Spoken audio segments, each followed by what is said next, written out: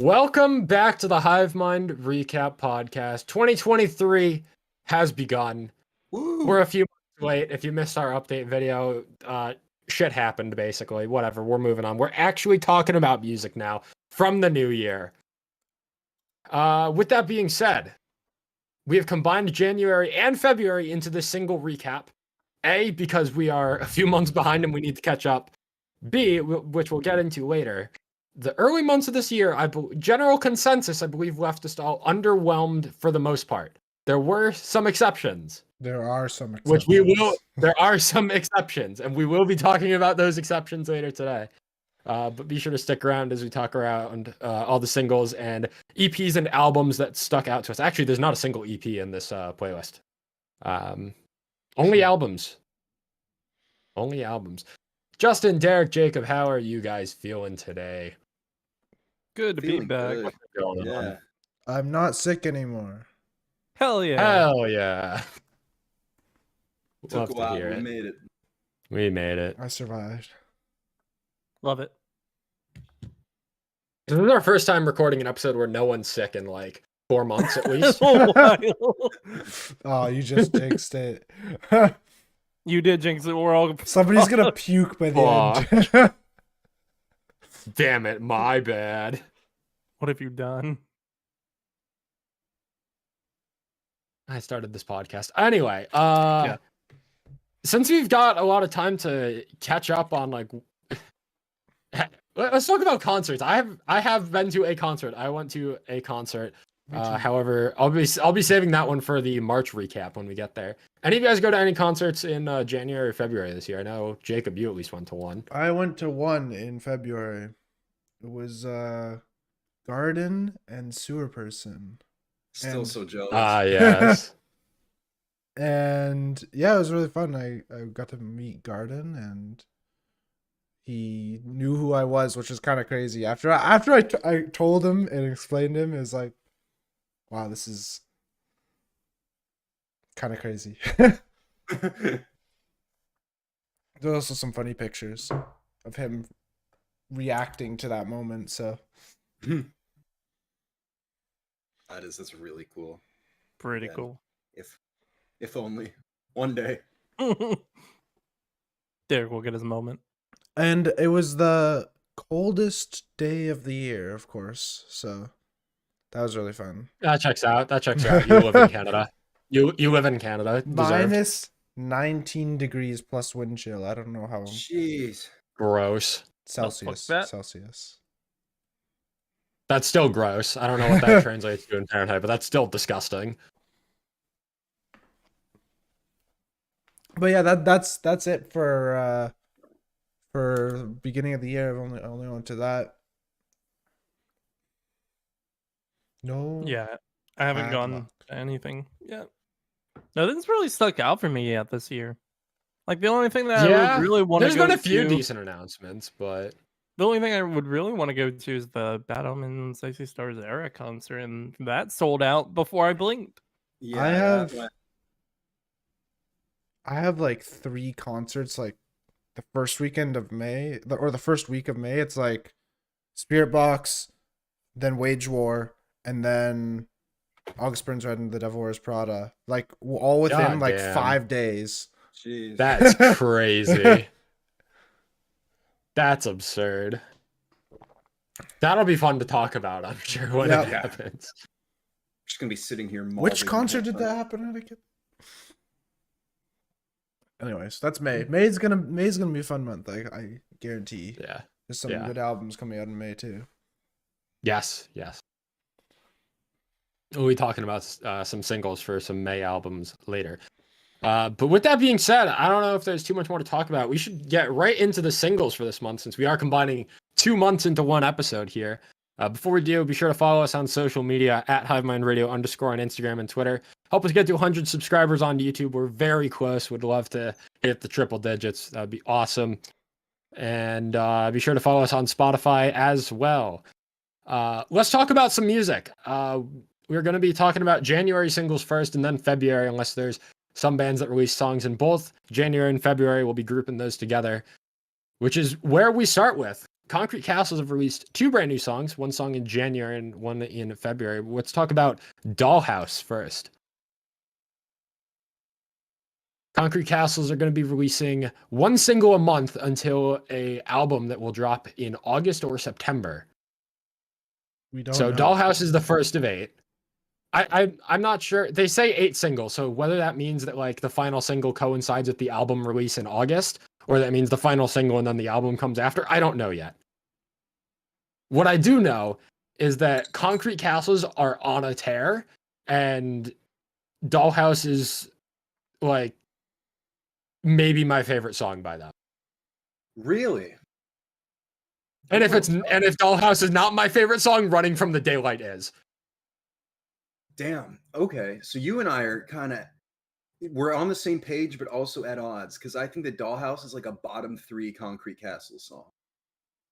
Damn, But Running from the Daylight's like top 3, So Dollhouse has one of the catchiest choruses I have heard in a long time. One of the catchiest choruses I've heard all year for sure. Just that I'm so over it, just trying to figure you out. Just the repetitiveness of that chorus is just, you can sing along to that. You can bop your head. It's so catchy, so well written. Oh, I yeah. think that's a good live song. Oh, absolutely, I yeah. think Sing It Live would definitely change my opinion on it. And I also want to say that like a bottom 3 Concrete Castle song is still like the Really good. So Fair, yeah. Bottom 3 Concrete Castle song for you still goes into the playlist, is what you're saying? No, but it's close. It should. Okay. Well, whatever. I also really appreciate like the 4-second breakdown that this song gets before the final chorus. Right. That's Came out of nowhere. Coming a little. I think that first album had a lot of like pop, maybe a little bit of electronica to it. This one definitely feels like it's got some more edge. Leaning more into rock, yeah, a lot more edge. And you're talking to the guy who put Mothka in my top 5 albums of last year. And Dollhouse feels like it's literally just following in Nocturnal's footsteps and just like kind of creepy aesthetic dark pop. I mean, this song's about like the lyrics are about like a dollhouse, like dollhouse point of view. Dolls are like, there's a connection to like horror and creepy aesthetic with dolls and stuff like that. So there's definitely a connection, and this just checks off all the boxes for me. Which leads us into Running from the Daylight, which just continues the darker trends that they are going on this year. And it's just, I love it. I have not been able to put this song down. As I said, if Dollhouse is not my favorite Concrete Castle song, it's Running from the Daylight. I'm leaning towards Running from the Daylight at this point, but it's close. And either way, these two singles still blow Wish I Missed You out of the water, and Friendly Reminder, that was a top 10 album of 2021. So Bro, I'm still on like, Wish I Missed You. I think that's my favorite Concrete Castle song. top 5 for sure. Yeah, I mean, the Concrete Castle are just so good. They're just so good. And the consistency that they're able to put out music is incredible as well. When it comes to Running from the Daylight, I love the guitar riff in this song. It's so bouncy and fun. And then the lyric in the second verse, the delivery on I want the nightmares, I want the voices in my head, I want them taking control. The delivery on that line has really stood out to me as well. In general, this song continues with that darker instrumentation that I loved in Dollhouse and still love in this song. You get a really sick, it's like, I don't know whether to call it a breakdown, but like the bridge is definitely very groovy. A lot heavier than Concrete Castle's older material for sure. And again, this song's just checking all the boxes for me, and I love it. Spoiler alert, everyone. Jake ate good for these first 2 months. Yeah. I ate good on the singles. You and Jake both, really, these first 2 months were, even if there weren't as much strong material, like, well, I guess December too. But I feel like December through February was very stagnant for me, and maybe a little bit for Jacob too. I don't want to speak for him, but YouTube had a lot of stuff. I had one artist. I'll admit, I think out of this January-February playlist, I think only like 2 from January carried over February really carried this podcast. Yeah, February really carried. There are only like 6 songs in this playlist from January. Yeah, it's rough. I've come to the Anyway. conclusion that Jake likes women. Yes. Jake has beaten the gay allegation. Wait, there were gay That was allegations? so out of the blue, and it. I don't know why I lost my shit on that. I mean, it ain't really a secret that I kind of love women in rock and metal. Like, Yeah, consistently been some of my not wrong. favorite songs this year. And in general, like Rivals, Future Palace, As Everything Unfolds, Mothica. Y'all taking the hint yet? I like the idea that like he was conducting a investigation, and like over the course of 3 years, he's now concluded that Jake likes women. Like, 3 years of podcast episodes, and he's like, "Yup, this guy definitely likes girls." Speaking of Jake, you want to hit us with another female vocalist? Yeah. Let's get into it. Let's get into potential song of the year, actually. shit. Phantom Elite, Inner Beast, the lead single for their album Blue Blood, which came out in March. We'll be talking about that in our next episode. This song blew me away from the moment I first heard it, and as it stands, I believe is my most listened to song this year. Wow. We're starting off strong this month for me. Yeah, the riff on this song is nuts. It's so punchy and crisp. And again, it kind of has that like kind of dark pop horror aesthetic. It's very atmospheric, very kind of creepy vibes. You get a very deep sounding bass and super powerful vocals in the chorus to contrast it. And it's just right up my alley. Phantom Elite traditionally have been more of a symphonic metal band in a way, I guess, kind of more aligned with like an Ad Infinitum, or like an Amaranth, or one of their bands, Metalite is another one. We haven't talked about them on the podcast, but kind of more in like the symphonic metal space, power metal, somewhere in that kind of area. However, with this song, there is very little remnant of their last album on this song, as far as I can tell. This feels like a very, I don't want to say harsh change, but this feels like a change in direction for sure. And I love it. The riffs are incredible. Her vocals are fantastic. I love the implementation of the uncleans in the bridge, which is something that was very seldom used on their last album, Titanium. And instrumentally, it just kicks ass. I cannot get enough of this song. When I teased potential song of the year, I said it last year when talking about Atonement by Conquer Divide.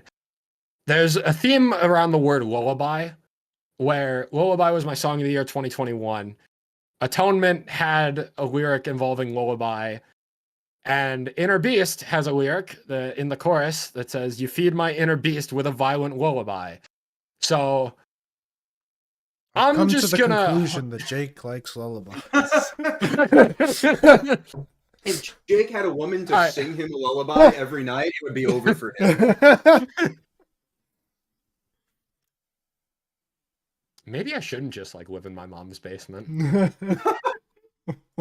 She could come sing you a lullaby. I think Jake just had an epiphany. Maybe I'm missing out.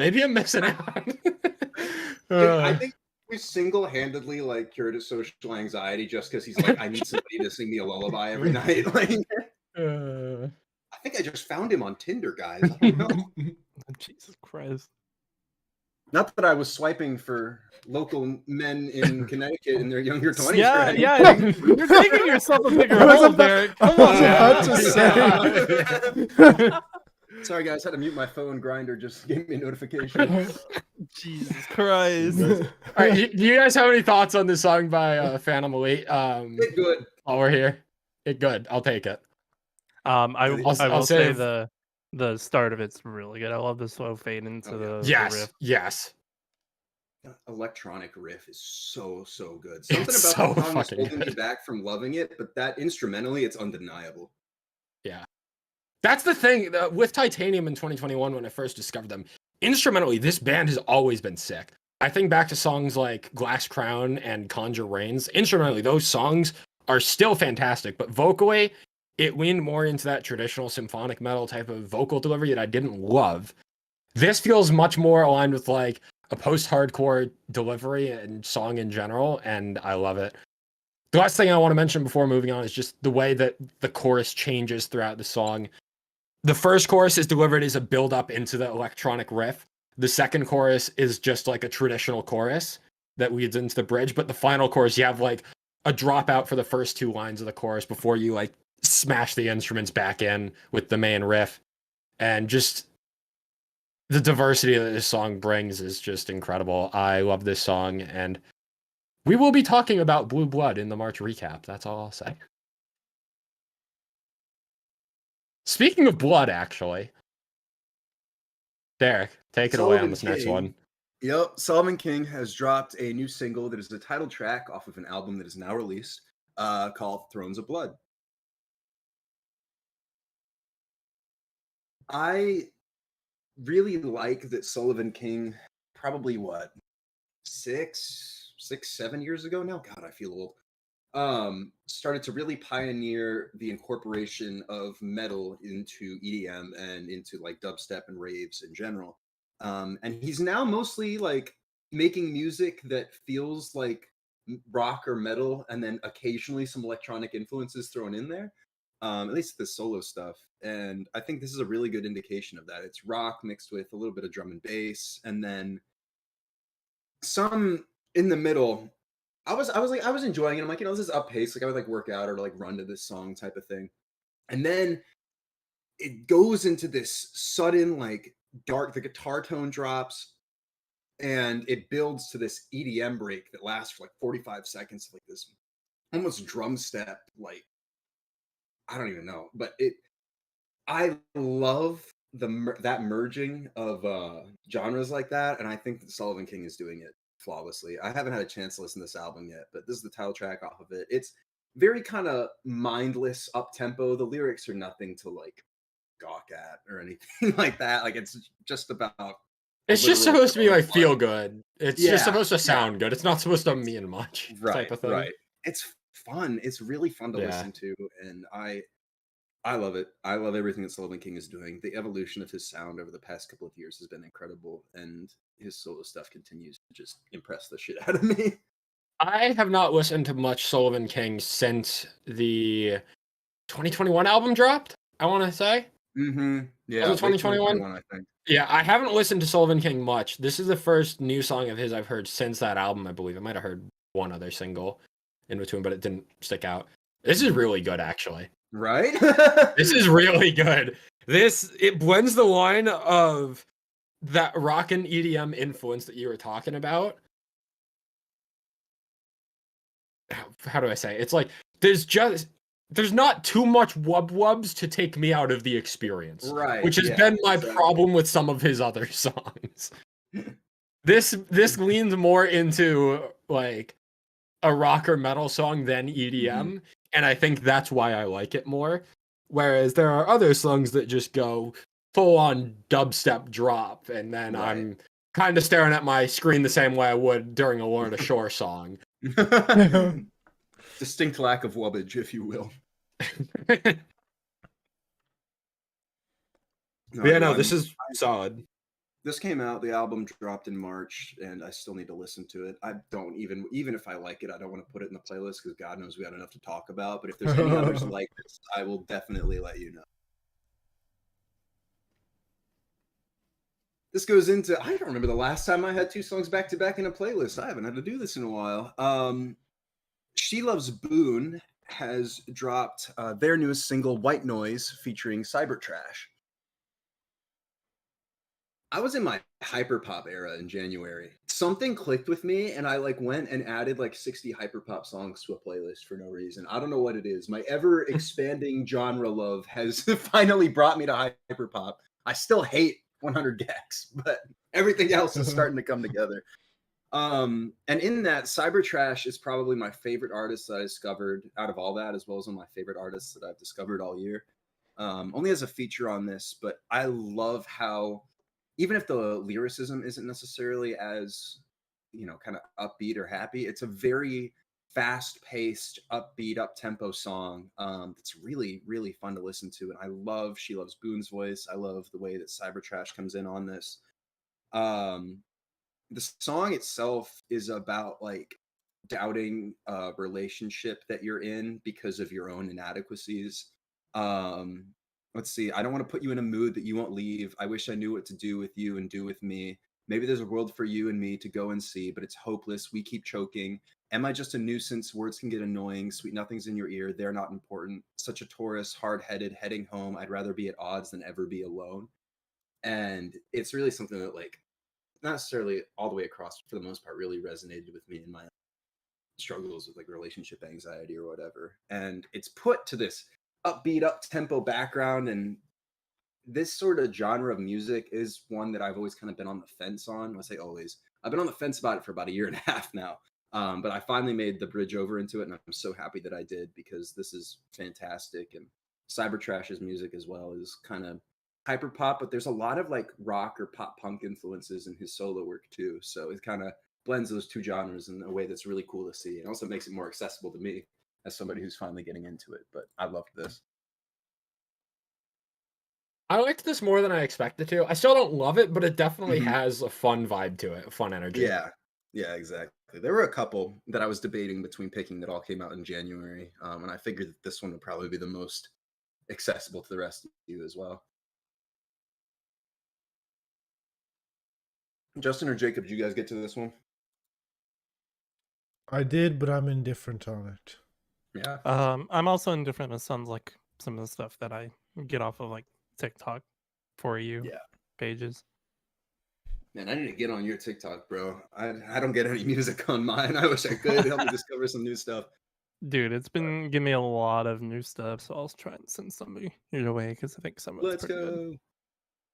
Hopefully my algorithm will get the get the hint. good. And now we're back to the Jake train with two new singles. Yeah. As everything unfolds, have dropped 2 new singles, one in January, one in February. We're grouping them together. First up, the lead single for their upcoming album, Ultraviolet. It's the single Ultraviolet. And this single is definitely my favorite single going into the album. The album comes out in April. Very excited for it. Following up within each wise, the other, one of my top 10 albums of 2021. And as everything unfolds, are well on their way for another top 10 album of the year contender at the very least. Ultraviolet has an incredible riff. It's ambient when it needs to. It's heavy when it needs to. It's catchy in the chorus when it needs to. It's just a really solid song all around, in my opinion. Lyrically as well, I love the incorporation of like ultraviolet and like seeing color type of thing. Like you can only see certain colors through ultraviolet light. That feels like the gimmick of the song and the album, of just like seeing life in all of its colors type of thing. And I really like that metaphor and the way it was implemented into this song, as well as I said, the instrumentation. The main riff on this song is fantastic. Charlie's vocals on the "Take It All Back, Take It All Back," the delivery on the "In Your Eyes," where like she belts out eyes and like a harsh scream, is just sick. For the post-chorus and the breakdown, actually, it's just really good. I just really like this song. You guys have any thoughts on Ultraviolet? I was gonna say both of them, but especially Ultraviolet. This really feels like a step up from their previous album. All these singles have, really. I feel like everything that I liked about As Everything Unfolds prior is still present, and everything that I had gripes with is slowly starting to fade away. And I've loved Ultraviolet, Flipside, and honestly every single, and I love the aesthetic that they're going for the Yeah, the purple. It's more so bands need nice. to do black and purple, please. Yep, I agree. Please. Enough Such of the an black and unbeatable red. color scheme, We've seen it right? done enough. Yeah, black and purple. Shout out to my Wizard 101 gear. Always black and purple, day one. They're speaking to me. It's all coming together. There is a world where this album lands in my top 10. If I had to pick like one dark horse that's currently out there right now, it's this, because these singles are damn good. Yeah. Let's start talking about Flipside because as much as I love Ultraviolet, that song's 4 minutes long. Flipside is a 2-minute 39-second heater of a song. It is in your face, it is heavy, and I love it. This Flipside is so replayable, and lyrically, I think I connect to this song even more.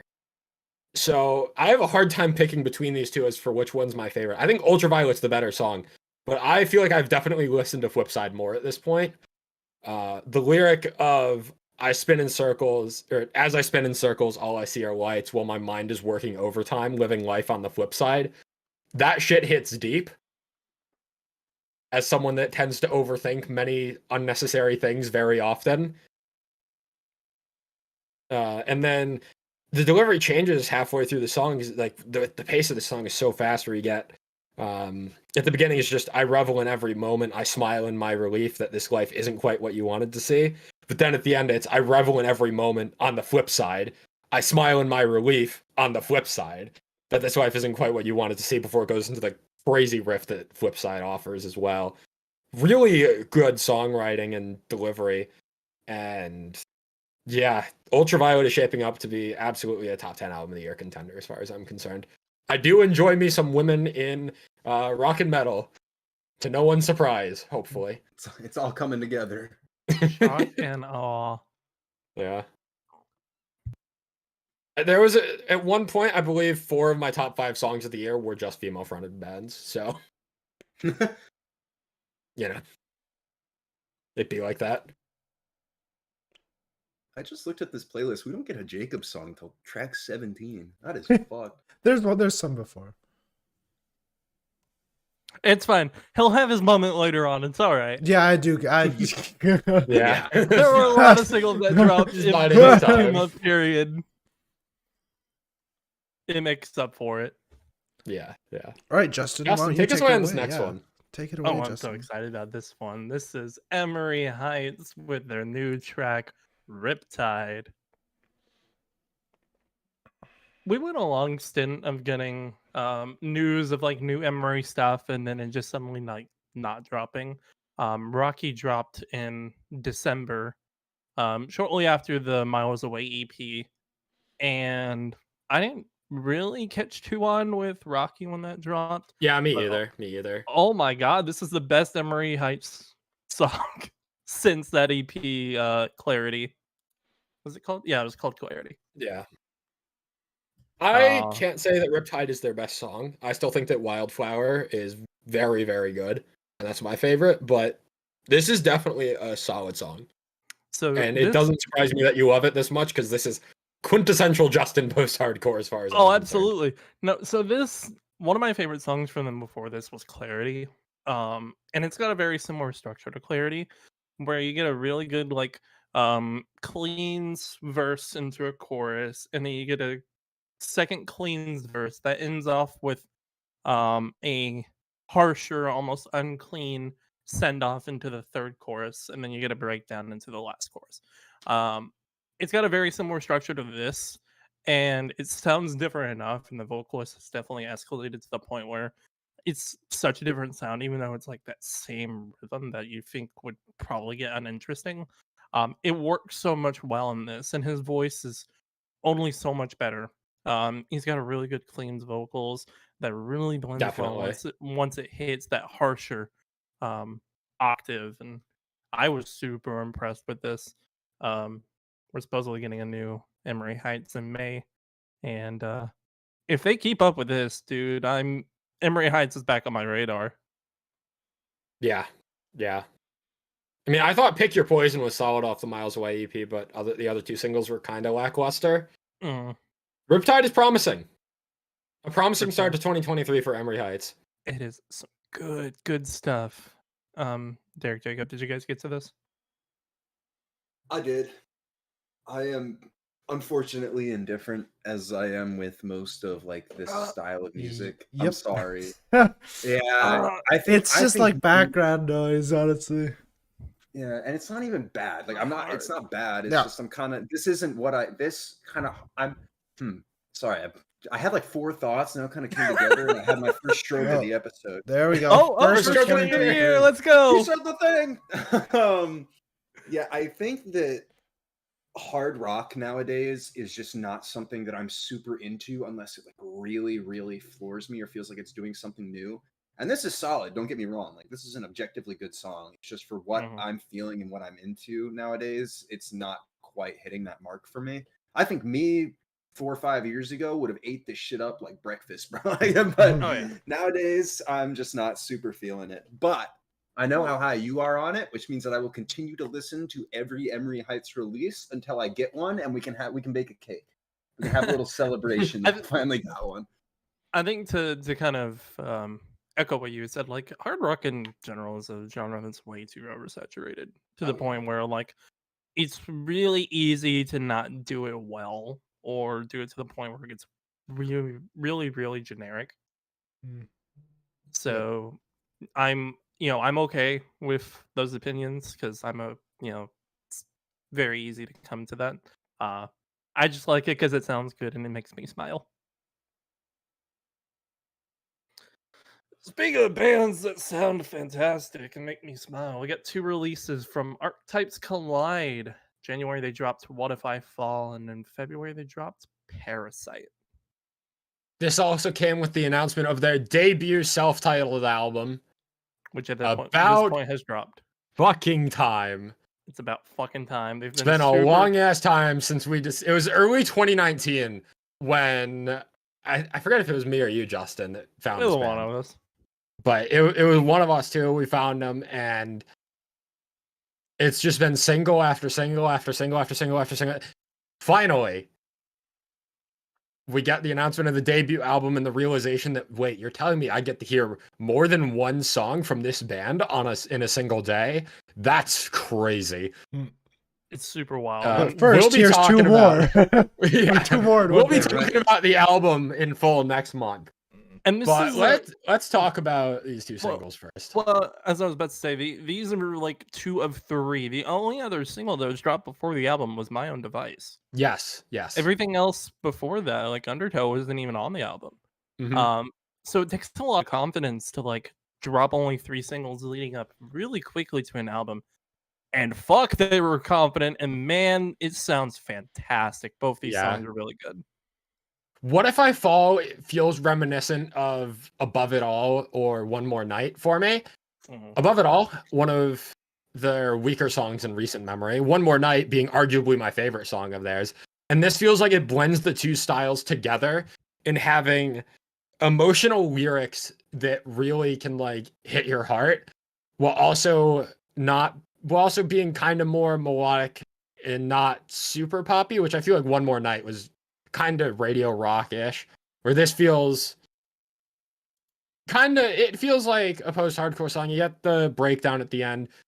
I could make an argument that like maybe the breakdown isn't really necessary in a song like this, but honestly, it's a good breakdown. It doesn't bother me. Like at that point, I'm really just like nitpicking and like we're opening up the multiverse at that point of like how many different universes are there where What If I Fall has a breakdown or doesn't have a breakdown, or if it's an acoustic ballad or whatever the fuck. This song, What If I Fall, is still great. That lyric of just What If I Fall is just really powerful. And it was a great single to announce the debut album with, in my opinion. Oh yeah, I'm basically an echo what you say here. Like, it does a really good job of blending their slower style vocals while not making it super drowned out and kind of uninteresting like Above It All was. This song does a really good job. It clicked with me instantly as soon as it Yes. On the contrary, Parasite really didn't click with me when it dropped. I was not convinced by it. But now that I've had on the contrary to you, well, Parasite clicked with me immediately. Yeah, I've had more time with this immediately more than What If I Fall and Parasite turned out to be my favorite of the two. Hell yeah. I like to see it. That's not what I expected from you. Yeah, basically, What If I Fall is a great song. But the moment I heard the social media teaser of the riff in Parasite, it was over for me. I knew this song was going to be like, I knew this was going to be the best single for the album. And like, I knew from the teaser I had high expectations going in, and they did not drop the ball. The chorus of this song, if Dollhouse doesn't have my favorite chorus of the year, Parasite is in contention for it right now. I trusted a lie that I thought would keep me safe. Twisted lines infected my mind, redefined what I once dreamed, held hostage by the pain. Parasite, just lyrically, it feels very complex, but it all makes so much sense at the same time. It's so concise and complex, and I just love the way it all comes together, and the delivery on it as well is great. Parasite's definitely much more of a metalcore song than a post-hardcore song.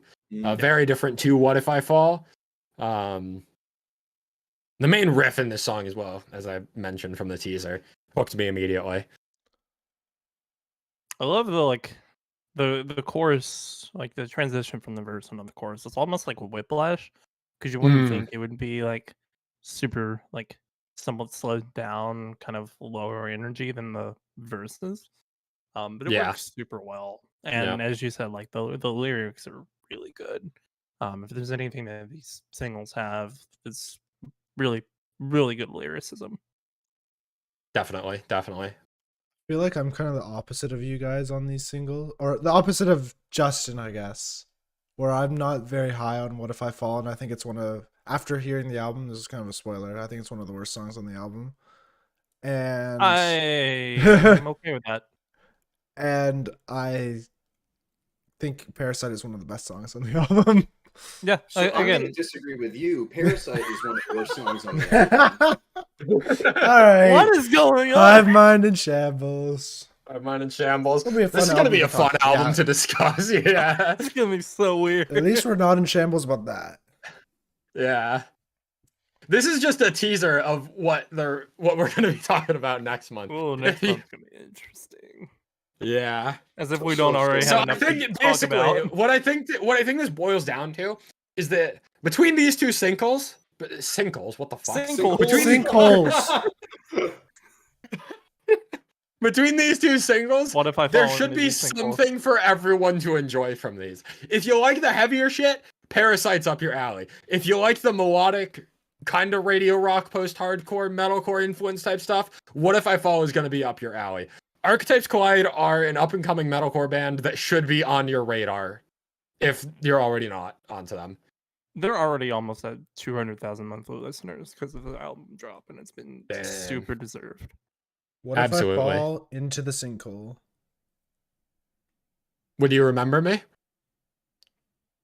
Or would I remember you? Damn it. I didn't want him to... God. Currents have released their newest single, Remember Me. Actually, it's not their newest anymore, but I think Jacob was actively getting stabbed at the transition. The amount of times he stopped his thought, it was like, oh god, I'm having a stroke now. Also, with that is all, other than a certain segment later on, that is all for the January singles this month. Other than a certain segment.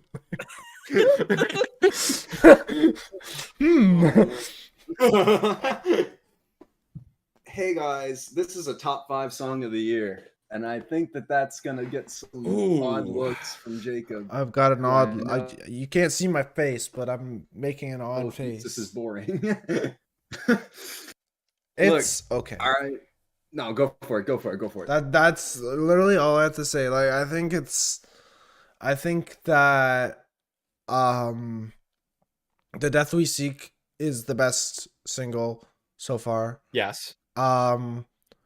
Vengeance is just like similar to like Poverty of Self. Vengeance is just noise.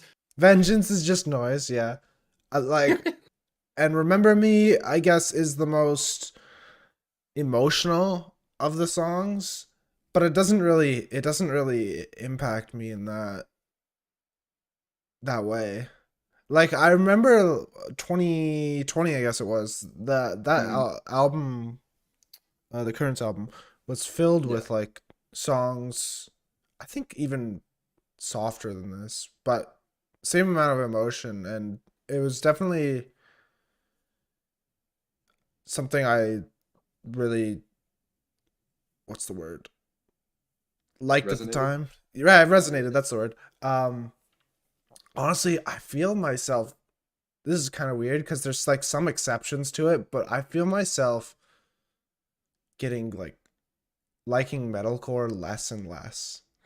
Like you no, that is so real. You are so real for that. I'm the exact same way. I'm also kind of the exact same way. If you look at my going down the rabbit hole of dark pop as of late.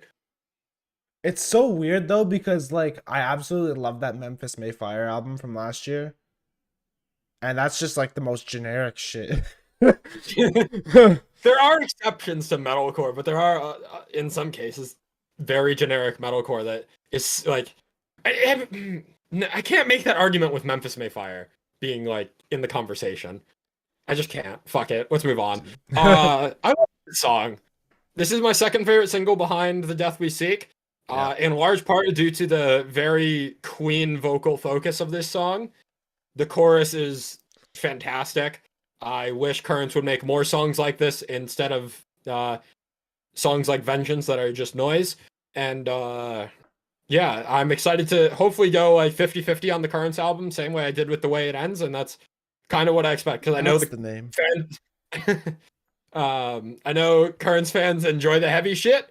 I don't enjoy the heavy shit. This band is on the edge of how heavy I'm willing to go, and I I'm here for the softer side of Currents. I had the opportunity to buy a ticket for the upcoming tour, and now it's sold out, and I kind of regret it, but I also don't as well. It's I kind need of to do that. weird situation. I'm gonna do that. I'm gonna get that right now, actually. Because Invent Animate is on that tour, and you know their new album. Haha. That the Toronto show is sold out so mm, fast, dude. shit, Small ass venue. man. I can't believe You know Currents what? is doing a headline tour and they're not playing a show in Connecticut. That feels really fucked Yeah, up. I that does gotta. real. But I mean, at the same time, Bad Omens kind of did it by playing in Yeah. Norfolk and not Richmond. But like, Bad I Omens are mean, from like a they're playing bunch of in different Boston places or though. Like their members are yeah. like they have members from like Sweden and Currents shit are too. like the biggest Connecticut metalcore band, and they can't even play a show in Hartford. Unlucky. Whatever. It's fine. Anyways, I don't like the rest of the lineup, so I wouldn't yeah, have gone anyway. that's literally why I was like, eh. Like I like Currents, but the rest of the lineup, and I need to see this band live someday just because Connecticut. oh, you But I'm haven't? waiting for. Yeah, I've never seen Currents. I thought you went to They've the played. Ice Nine Kills, Bad Omens, Currents, Fate on Fire No, tour. No? no. Huh? I could have sworn you went to that. Anyway, you know better than me, obviously. Man, It was I a good can't tour. believe we're so at odds on this current, or at odds rather, on this Currents thing because I think that the Death We Seek is so incredibly boring. It's unreal, and I love Vengeance. So like, Mm, we're I don't know. I don't know. I'm not hot. I'm not like crazy high. Like I'm not even gonna defend the Death We Seek because I don't even love it that much. I just think it's the best of the singles. There If it is one if it helps line you, from Derek, I'm yeah, also yeah. not high on it. Okay, yeah. See, thank you, Justin. You're welcome. Glad to help. I'll take it. There's one like delivery on a line in this song, and it's one quandary for the council, and it's just the rawest thing I've heard all year. I don't know. The way that the chorus is like layered with his cleans and the uncleans is so good. I mean, Of obviously course, it's it's Current's first fantastic. album. Yeah, everything here is just I don't know. I love this to death, and I don't think that this is going to end up stay in my top 5 songs of the year for the whole year. I don't know if it'll make top 10, but as it stands, this is very solidly in like a number 4, number 5 position, and I'm so beyond happy with this. I'm really excited for this album. Outside of the Death We Seek, which I'm hoping will be a grower on me by the time the album comes, I think they're 3 out of Alright. 4 on singles. You said it like 3 times now. I'm gonna defend this song. Let me pull Okay. up the lyrics. The Death I'll We tell Seek you- stands out to me literally just for when they name drop the song of "We have found the Death We Seek." The My delivery on that mine literally just is- carries that song. the line. Oh, where is it? I guess it's in the outro. Why would I ever want this? Digging through the depths and like cutting through the cracks. All I wanted was to shape the earth with you, and all you wanted was a knife digging through my back.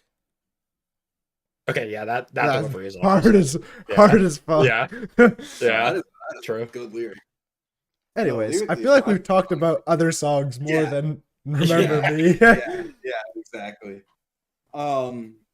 I want to go to the next song on our list, which is Stan Atlantic's new single, Killer.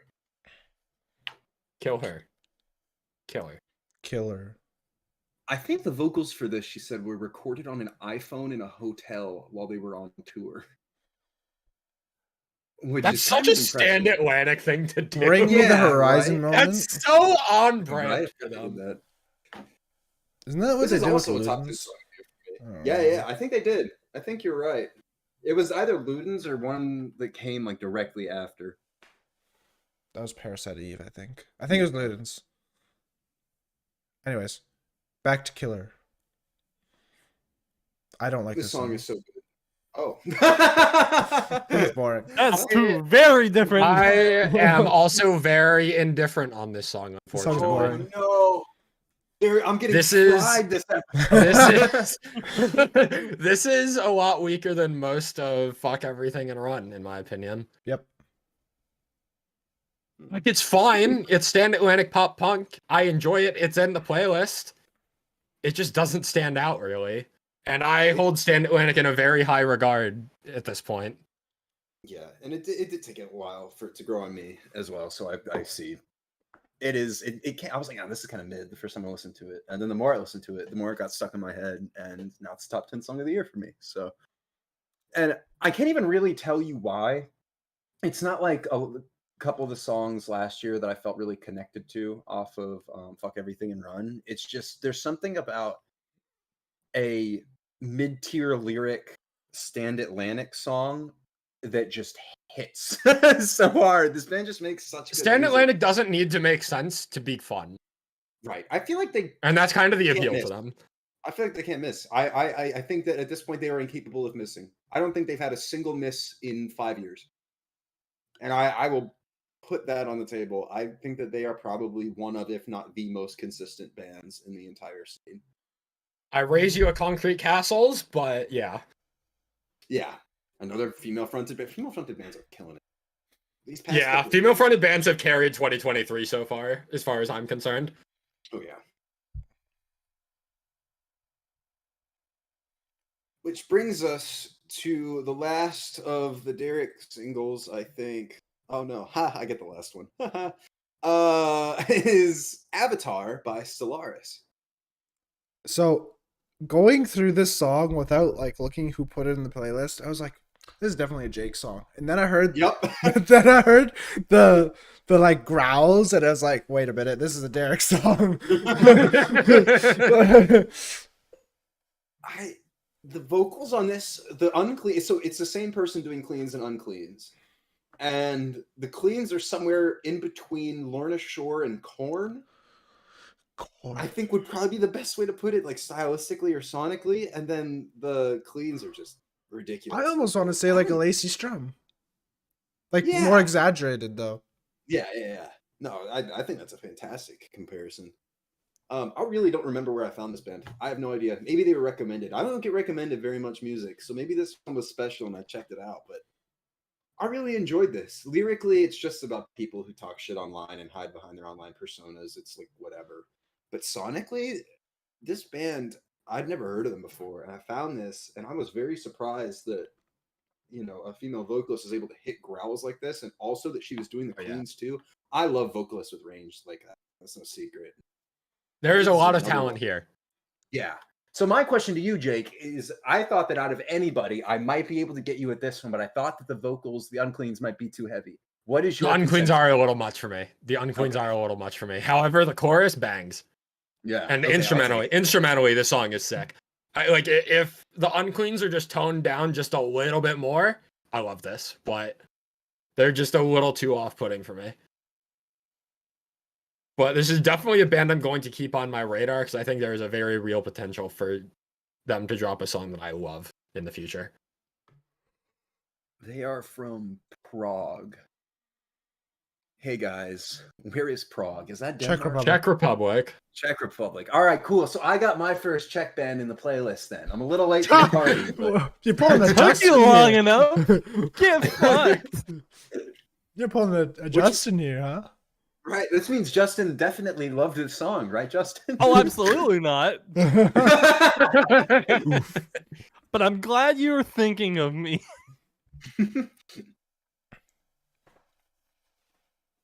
Solid song. Don't love it, but there's a lot of potential for this band. Yeah, there's a new And single out definitely- of it, so- Definitely, they only have like 20,000 monthly listeners from what I'm Oh, seeing. yeah, So 19,000, I think. Yeah. all right, let's talk about Dream State, who have released the final single to their Untethered EP, Chain Reactions. We talked about Comforting Chaos during our December recap. We talked about Taunt Me during our October recap, if I remember correctly. This is the final single of a very short 3-song EP to bring Dream State back to life in a way after losing old vocalist CJ. And I think this song, while it is my least favorite of the 3, I feel like this song shows a lot of potential for what they can do. This song feels very different from the other 2 singles, and I really appreciate that.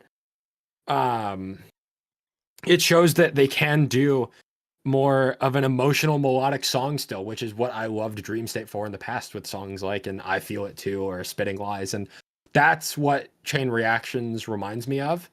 It doesn't have as much punch or power or memorability to it, but I think of this song in the context of what a future Dream State album would sound like. And this is the type of song that I would love to hear on a bigger release for a sophomore album type of thing. On an individual level, with the way this being like the final single released, it's like I'd already heard the other 2. I don't love it on its own, but to round out the 3-song EP, I think all 3 songs flow great into one another, and I'm glad this song exists, even if it isn't my favorite. Yeah, I'm gonna echo your opinion as far as like the strength of it compared to the other singles. I think that it's kind of okay, but I think that this song is missing the same emotional appeal that a lot of Dream State's previous material had. I don't feel any sort of connection to this. You know, Yeah. I don't know. It's It has some emotional pull to it, like the "so why don't you just say it to my face" lyric. Like it definitely does pull at it, but I don't feel like it's given enough room to breathe almost. I don't know. Yeah, no, it doesn't hit the same way that a lot of the other. Like, Yeah. if old Dream State delivered that line, they would have done it in a way I feel like that maybe would have hit a bit harder as opposed to this, where it just kind of gets lost with everything else. Having said that, I still like this and all the other new Dream State songs. It's just, I don't know. Maybe I need to step back and accept that my favorite parts of the old Dream State are no longer happening and enjoy this for what it is. But and I mean, that's even as somebody who only really felt connected and liked a couple of Dream State songs. I can't imagine Yeah. who Primrose Path. Yeah, it's definitely I definitely have to change my mindset that this is not the same band that made Primrose Path. But if it's between Dream State existing at all and this, I'm glad that I get to hear these songs. Yeah.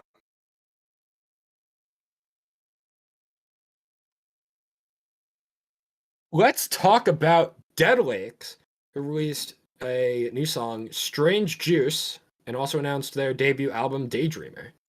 We have finally hit the first Jacob song. Let's go. This song is so fucking good. This song is great. Oh yeah. I wouldn't The say instrumentals are great. What? What are you Poor saying? Justin. Justin doesn't like a lot of the Dead Lakes. I Dude, mean, we've all heard the opposite. No, point, no. The right? thing with Justin is he doesn't like to be recommended post-hardcore. He has to find it himself. Why is it so true? At least you admit it. Dead I Lakes don't know isn't why foreign it's enough for true, his but taste. why is it so true?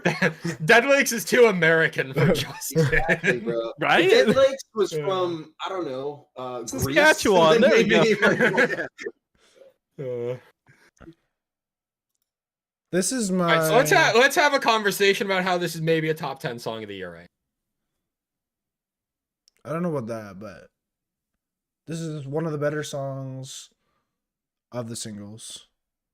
I think Wrong Way. I think I like Wrong Way like the tiniest bit better.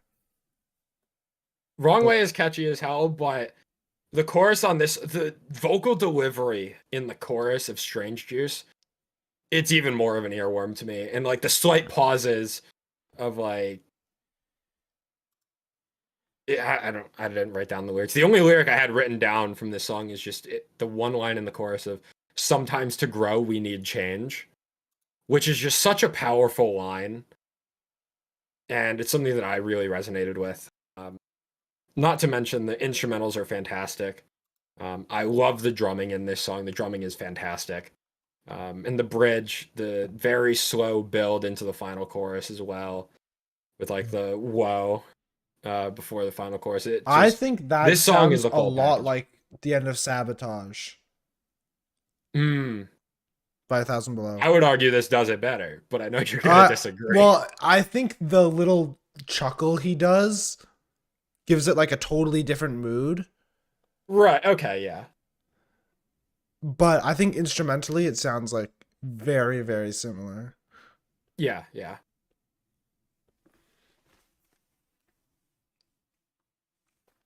I like I adore this song apart from verse 2 where it's just like the weird ass drumming. I don't know. I love that. I I don't love that. like that at all. It throws me off so much. I feel like it keeps the tempo of the song going. Whereas I feel like the song would feel almost a little bland without this fast drumming in the second verse.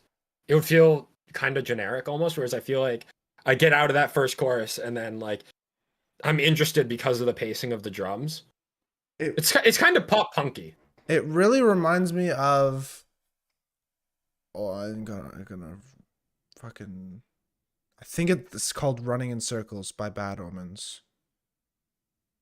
There's a section of that song that just it's just like the exact same thing. It's just drumming and it makes me hate the entire song. Luckily this doesn't do that, because I think the rest of the song is actually really good, but that second verse, oh, I love it. I love this whole song, as I've made it clear. This is one of my favorite songs of the year so far. This was my favorite song from February. I also want to point out the well, we got the album art with this, right? And we got Yes. Wrong Way, which has a lot of references to driving, as well as this one. And we got a car in the what's it called, album art. Yeah. I think it's really Car. car. Cars 4 confirmed. Dead Lakes will be providing the entire soundtrack and then covering Life as a Highway. Dude, you joke about that, but the fucking Cars games was like my introduction to All American Rejects for some reason. Wait, that's so real. You're Wait. so I right. know. Wait, how come your guys' introduction to All American Rejects wasn't Bionicle? Oh, it was that commercial. 'Cause I wasn't I Hold wasn't up. a Bionicle fan. Still could have seen I- the commercial. And I will shame on you say, for not being a fan. Jake said it right. This band sounds very much like a pop punk mixed with post-hardcore band. I think that's kind of why it's like something's not clicking with me on it. It's just like something about the vocal delivery is just not clicking. But I love the instrumentals. It sounds Same. really good. We all have different reasons. Derek, what's your reasoning for not liking it or liking it? the album that this is off of is flawless, and it made me appreciate this song a lot more because I didn't like this when it dropped as a single. I thought it was kind of eh. And then I heard it in the context of the album and it gave it new life. And now it's really good. Stay Probably tuned top for our five. March recap next month for more. All right, this is going to be confusing. That's going to be another fun discussion. All right, well, I think we spent enough time on the song. Yeah, yeah. Justin! Hello, we've got Alt coming back with their new song, The Great Depression, off an upcoming album called. It's got a weird fucking name. That is a weird name for an album. You're right. Abeyance, I believe is how you say it. That is also a weird name. This is so much better than Wraith. Yes, this is my agree. favorite of the alt singles that you have shown me so far. I like this song. It's really good. Probably makes sense because they're an Australian band. Because Australia Oh. definitely has something in the water that makes their vocalists really fucking good. Yeah, Gators or something. I enjoy like the dark poppy, almost like alternative sound. It's got a really good kind of nerve feel to me. I almost want to say it sounds a little industrial in the It's production. very industrial, yeah. You can hear a lot of that sound in Wraith, but I think it's more prominent and works better in the Great Depression. I also just adore the I think it's like the bridge to the final chorus where he's like, I'm a fucking wreck, keep eating me alive. And then just that like vocal delivery up until that last chorus, just really, really good. It's a solid earworm. I wasn't too high on Wraith when that came out. I'm still not too big of a fan of it.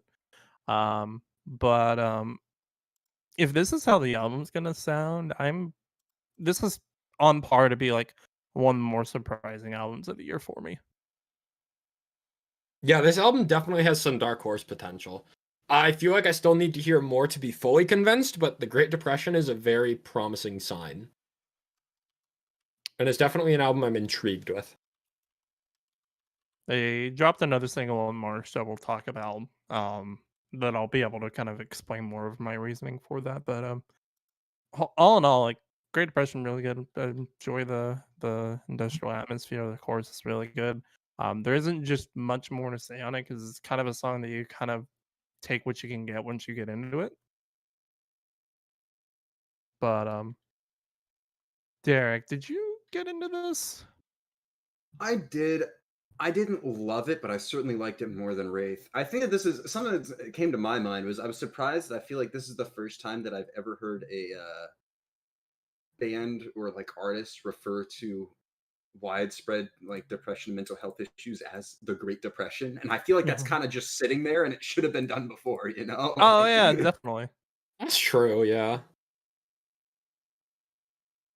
Definitely going for a lot of like different themes and like emotions going into this album. So I'm curious to see like where it goes from here. Agreed. Jacob. Oh, what happened? Wake It's up. your time. It's my time.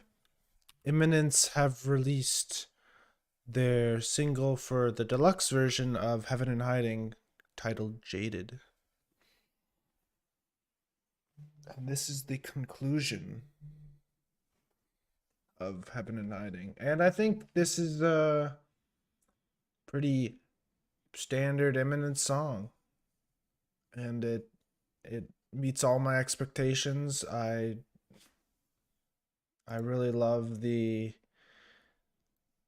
tie to the I Am Become a Name lyric in other songs Yes. on the album. Yes. Yeah, the lyricism is very similar to other Imminence tracks. Even instrumentally. Yeah. Like, this feels very much like a deluxe song for this album. Yeah. I feel like sometimes it's just like album deluxe songs on an album are just kind of like they're kind of just there. This feels like this was very intentionally a deluxe song for Heaven and Hiding. I think it's still a solid song. I don't think it's it doesn't, to me it doesn't feel like a deluxe song actually. It feels like it belongs on the album. I don't think it's worse than any of the songs on the album. I don't think it's better. I think It would definitely fit in with Heaven and Hiding, Yeah. yeah.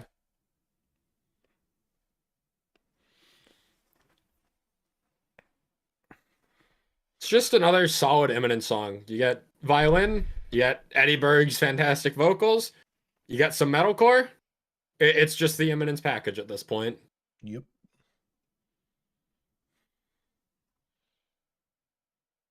This is my favorite Eminem song in a while. I really enjoyed this. On the contrary, I wasn't sold on this. It's not heavy. Unfortunately, It's too heavy for Justin. it's too Ju- heavy for my small brain. Justin likes Turn the Light On Eminence. I do too, actually. I do like Turn the Light On. That album is better. Still a good It's song. so much better.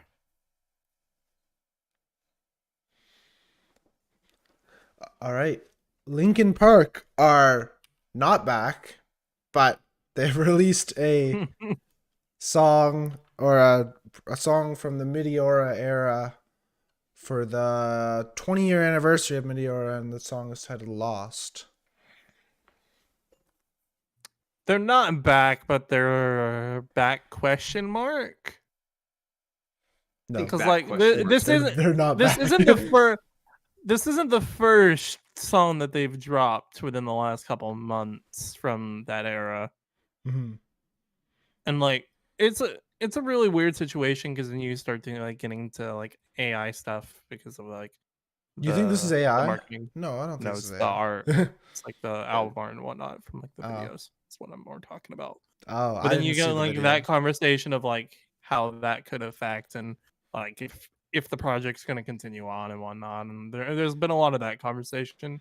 So I've seen it a little bit, and it's kind of like I wouldn't say muddied my perception, but it's kind of making me like a little hesitant of a lot of the stuff that's dropping. Hmm. This in general is just not something that I would play more than like 2 or 3 times. What is this? This is Meteor is my favorite Linkin Park album. It's certainly a Linkin Park song, that's for sure. And this sounds like a Meteora. I didn't even say that word. I don't even know what it Meteora, means. yeah. A Meteora song, and it sounds produced. It sounds like it was produced in 2023, but still, I think it's so good. It's so nice to hear Chester's voice again, and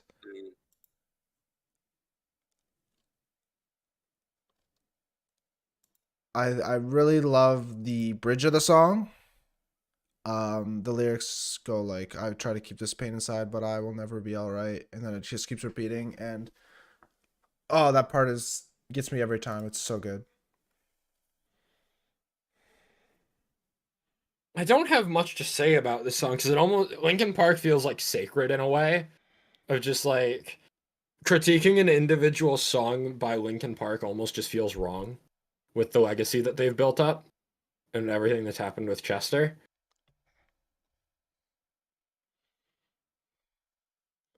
I see I what don't you're know. saying. Yeah. I think you can critique it. In my opinion, I think this is Like, a spoiler. I am struggling to think this, of more to say other than it's like it's a Linkin Park song. I And, think like if you like Linkin Park, you're going to like this song. yes. I think so. This is a spoiler. I think this song is better than the other 2 singles they released. For this era. For the 20th anniversary of Meteora. And it's just solid. It just because of that bridge. The bridge is my favorite part of the song, and I would literally listen to the whole song just for the bridge because it's so good.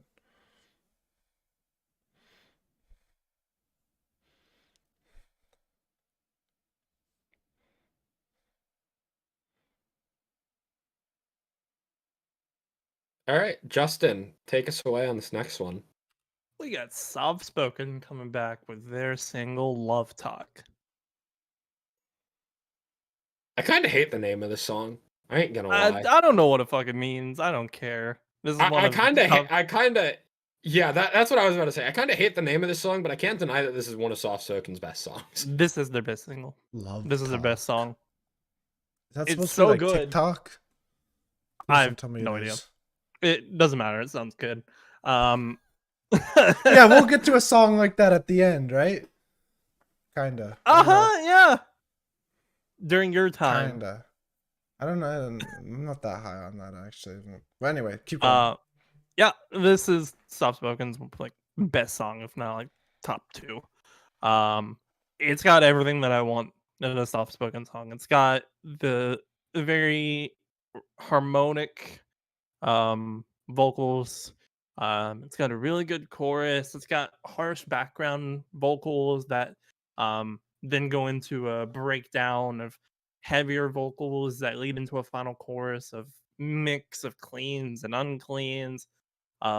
Is a perfectly produced soft spoken song in my opinion. The chorus is really good. She's down on the feelings, she's down on the drugs, under her waterfalls, she's looking for love. In the blink of an eye, she'll leave you high and dry, abomination above her own life. It's kind of those lyrics really, like, on the surface don't really mean anything, kind of get you thinking. They're not very direct. Just because it seems like as you're reading, it just seems like words kind of were thrown together. But it leads to like different meanings and themes, and I like songs that kind of make me think and use my brain hole because I don't get to do that a Brain lot. hole. There's a hole? It's a black hole sometimes. But yeah, it's almost like a bouncy atmosphere to it. I have a theme this month where like a lot of the lesser known bands that I got into a while back that I kind of fell out of love with some of their songs have kind of come back and like put out some of their like best songs. This isn't my favorite single on the month. We'll get to that. But this is absolutely like up there and is currently my most played song of the year. Ooh. All right. That's respectable, honestly. I agree with you. This is one of Soft Spoken's best songs, if not their best song. Really solid riffs. That's probably the thing that stood out to me the most. Vocal delivery is great as usual. I don't mean to offend you here, Derek, but it almost reminds me of Too Close to Touch. I'll let it slide. I'll say that's a treble bridge you don't cross. Yeah, I know. And also a pretty solid breakdown on this song too. Oh yeah, absolutely. I didn't spend a ton of time with this song just due to the nature of other singles that released around the same Yeah, time as you this one. you kind of had your plate full. Yeah. But this is definitely a really solid song, and yeah, I'm optimistic for future soft spoken releases when I was previously kind of indifferent towards them. So good stuff. Yeah, I'm really curious to see like what they're gonna sound next, if they're gonna continue this sound or go back to kind of the more like easier to listen to post-hardcore sound of Where the Heart Speaks.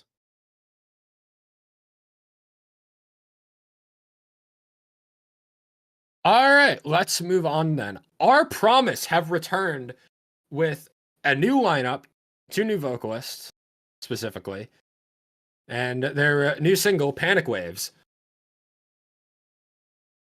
I'm gonna go ahead and get my opinion out on this right away because I know it's wrong. But Our Promise, to their name, have so much potential and so much promise. I like them better as a feature than their own stuff. That's fair. When we talked about the How Like Wolves single for last month's recap, I was much their sound fit really well with that. I don't like their own stuff. Now here's the funny thing. the How Like Wolves featuring Our Promise song featured their old vocalist Danny, who's no longer in the band. Oh, that's And probably the new harsh vocalist for Our Promise is the same guy that does the harsh vocals in How Like Wolves. that's probably why. Because I don't really like the harsh vocals in How Like Wolves. That checks out then, yeah. I am going to miss their old vocalist for sure because Our Promise had their debut EP is incredible, and the other singles they dropped after the EP were great. But this new era with Panic Waves is off to a damn good start. The production is as crisp as ever. You get a gnarly breakdown that just chunks super heavy, and I think the vocalists play off of each other great. As I said, the new harsh vocalist for this band is the same guy that does harsh vocals in How Like Wolves, and I like his vocals in How Like Wolves. He fits in great here. The new Queen's vocalist for this band as well sounds fantastic, sounds super clean. I love the delivery on I want to say it's like Stay Away in the chorus. Or I could be getting it wrong, but yeah, I just really like his delivery. I love the layered vocals with the unqueens underneath. Throughout most of the song, to be honest, it's like that. And I feel like they just play off each other very well. Definitely losing a bit of the talent that their old vocalists have by going from one vocal to two, but I don't feel like we're losing in quality very much. This breakdown is pretty heavy. I'm surprised Jake yeah. likes this. It's a gnarly ass breakdown. I'm not gonna say it's like one of my favorite breakdowns of the year, but it chunks and it's heavy. Interesting. I don't understand Jake. All I know is he likes women. Yeah. How do you think I've been feeling for like the last 3-4 years? It's okay. We all know that he likes women. That's Yup. The only I wasn't the only questioning constant. that.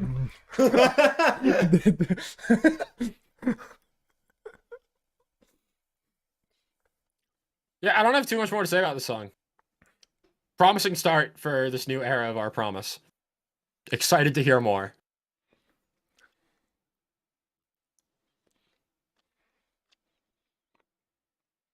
hello, goodbye. See ya. We got Sun Sleep's new single, Hello, Goodbye. Sun Sleep are back! They are. They certainly are. Finally. It took Right? long enough. They've been gone for a This has while. This has been like forever in the making. It's been like As long as I see stars. 2020. Not quite. 2020, yeah. So not quite. But this is really good. I hate to say it. I'm a little disappointed. I can't Really? lie. Yeah, and it's not even like it's a bad song. It's just like their 2018 EP is one of my favorite EPs of all time. Mhm. And then you have the singles that dropped in 2020, especially New Sensations, just phenomenal. And I get this, and I'm like this is like, to me, this is like an 8. I'll give this like an 8. But I expect like 9 or above out of Sun Sleep. So for the first single back, I was hoping for something that maybe caught my attention a little bit more. Now there's a whole album of stuff upcoming that I can enjoy instead. Do you know when that's dropping? But I was a little maybe disappointed isn't the right word, but it's kind of how I'm feeling, that I don't have this saved, full disclosure. And maybe it'll grow on me as time goes on, but Devin Barris is one of my favorite vocalists of all time, and I feel like they really could have done maybe a little bit more. I don't know. It's just not as good as a lot of the other Sun Sleep material that I love, and for a debut single, I'm left feeling a little middled about it. Justin, I don't Yeah. know when it's dropping. Yeah, I When was is it about to say. dropping? Tell us. I don't know. Oh, I thought you knew. That's why you're asking. I thought it was a rhetorical question. I was God. no, I was asking him like he knew better. No, I don't think there's a date on it yet. Okay. This is hopeless. But yeah, this is like Damn. a really good Sun Sleep song, in my opinion. To Yeah, be this fair, is solid. This is solid I for sure. I haven't gone back to that 2018 EP since like 1 or 2 listens back in 2021. So I need to remedy that. Yeah, you're missing it. It's really good stuff. I don't Jacob, have you too much tried to to add. Jacob, I you don't have tried too to much to bail add on the on this last transition. You want to fix that? I did. I tried. But it was honestly, it was so good that most people probably wouldn't have noticed. I don't think Yeah. Derek or Jake noticed. Maybe they did. No, I noticed. Damn it. I noticed. Derek didn't. He's having a stroke. No, I didn't notice. It's my bad. Picturesque have released their newest single, Hopeless. Actually, it's not their newest anymore, but I keep saying that. It's a bad habit. This is off a upcoming EP, If Yes. you know, you know. If you know, you which know. sucks. That's an EP, but whatever. All right. Yeah. Can the Hivemind Come to an agreement. come to That an this song agreement? bangs. I'm looking at you, Derek. Yeah, Derek. I'm looking This at Derek. This slaps. Okay. Let's go. Yes, we did it. It only That's took one 22 one. songs. Yeah, this song is so good. Yeah. It's really good. It's probably the best picturesque song in my opinion. This is top 3 picturesque song. Oh, that's hard to say. Man, I really love I Do You probably- Feel Okay. I probably go That album is so Attention, good. Do You Feel Okay, and then Hopeless. I haven't heard their prior album before Do You Feel Okay yet. I've been putting it off for way too fucking long, but I want to listen to it at some point. I but haven't New listened to it Picturesque. either. And that's because Derek and Justin said it's a lot different from Do You Feel Okay. And you're scared. And yeah, I I really don't like know. Do You Feel Okay, Okay. fair. So When did I say this? when I think it's like when we reviewed the album, honestly. Anyways. Yeah. I don't know. I think Back to Beautiful has a couple of really good songs. I mean, it's got Unannounced, which is my favorite picturesque song of all time. But outside of a couple of really good songs, I feel like it's not maybe as consistently good as Do You Feel Okay was.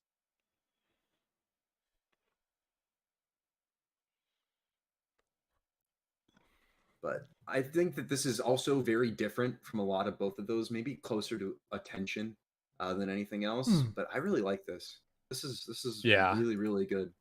I just love Moment the of appreciation for the Yeah. EDM drop halfway through the song. Yeah, right. I So just good. really love the flow of the chorus, like yeah. Yeah. It's also a really short song. Super replayable. Less- Super less than 3 replayable. minutes. Yep. And the Vocals are chorus as- is really wordy too, but I didn't I found myself singing along pretty quickly. Oh yeah. yeah. Kind of reminiscent of Like a Villain and how Mm. wordy that chorus is. Obviously the melody isn't the same, but I mean it's kind of close actually now that I think about it. Kinda, I don't know. Yeah, I love the like fade out drop halfway through the song after the second verse. I feel like Derek, when you first introduced Picturesque to me, you're like Picturesque. Their sound feels very modern, and I Mhm. feel like this Yeah. song feels like almost ahead of its time still. This feels like where post-hardcore is going to be trending towards in the next few years, and like kind of implementing like I don't know, implementing more of that like EDM kind of vibey structure to it. Hmm. I agree. Maybe for better or for worse in some ways, but yeah, I agree. I think that this sound is going to be one that's done by a lot of bands that probably shouldn't be doing it. And I think it's going to Yeah. make some stuff very stale eventually. It works so well for Picturesque just because of how unique of a voice Kyle has. Oh yeah. Yeah, banger song. Stoked for the EP when it comes out. Shall we move on? Go for it. Jacob. Crown the Empire have released the title track off their upcoming album, Dogma Sugma. You said Oh, it. It's Dogma actually just Sugma. Dogma. Jacob thinks he's funny. That one's for Wesky. I think this is the best single of all of them. The ones I that don't released love early it, but I think I agree just because it's the least heavy. I think just in general, it's just Crown the Empire have fallen off way too hard for me ever since the last album. I have not liked any of the singles that have come out. I agree. I don't really like the direction they're going, but I think I'm at the point now where I'm just like accepting. You've reached it. acceptance. Yeah, I've reached acceptance, and they opened with this song when I saw them on Wednesday, and it slapped. I ain't gonna lie, it's probably gonna be really good. Yeah. Especially this song feels like. Do we know if this is the opener to the album? I don't know. I think it's like I have no middle of idea. the track list when last time I checked. Because the way that this song builds into the first heavy riff, this feels like it should be an album opener to me. Yeah, it's middle of the track list. Interesting. I don't know how to feel about that. Let me look and see if the title track is already dropped or the top track. We already have 5, no. or I guess at this when we're talking about this song, they have 4 singles, but now we have 5. Oh nope. The opener has dropped already. It's in Another Life. That's the opener. Isn't that Yeah. what's the one with Courtney? Is That's that with it? Courtney. That's yeah. it. Yeah. Oh, I don't know if I like that. This album's gonna be Uh, weird. I feel like it's By gonna weird, be like you mean not good? Then I Yeah. agree. Mhm, yeah. Yeah, I think Sudden Sky was a lot better, and I think personally, I think The Fallout is their best album. I do like Sudden Sky though.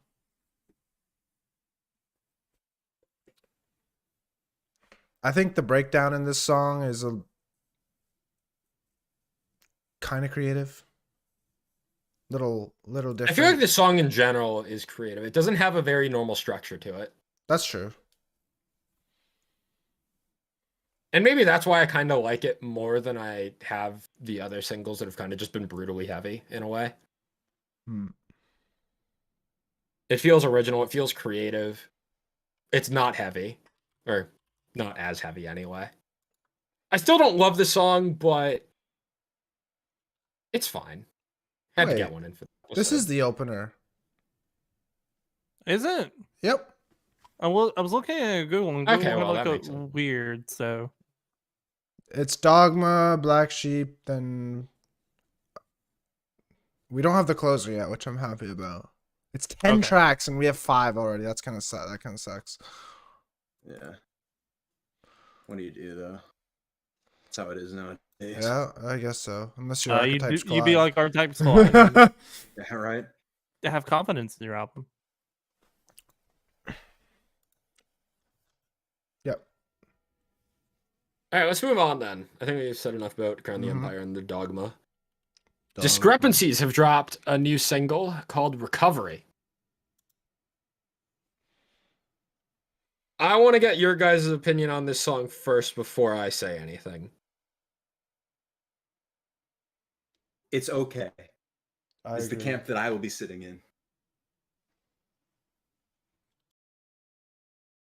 Justin?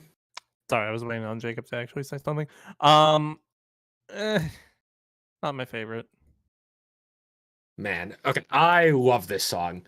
This is like, God, there's so many good singles in February. Like, I almost want to say this is a top 3 song in February for me, but there's so You'd much be lying to competition. yourself. Yeah, I do be lying to myself sometimes.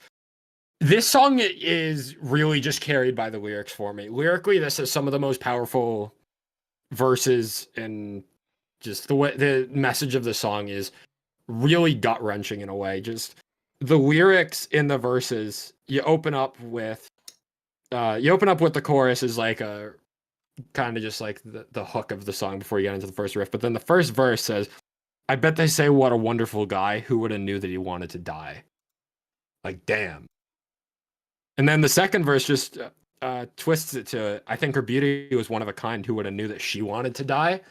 And it's it's kind of a message about like recovering from suicidal thoughts and getting out of that hole of depression and negative thinking and all of that. The chorus of, don't throw away your chance to change, it's only temporary pain, those better days aren't far away, step by step to recovery.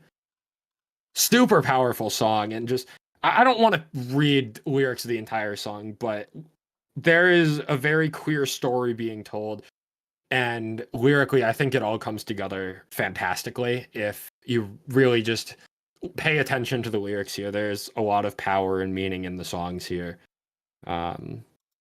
And that's something I feel like Discrepancies has always stood out with in their lyrics. And songs like Undertow or Forever off of their last album, the rap rock style that this band has done, I feel like is like they're at the top of the genre as far as I'm concerned.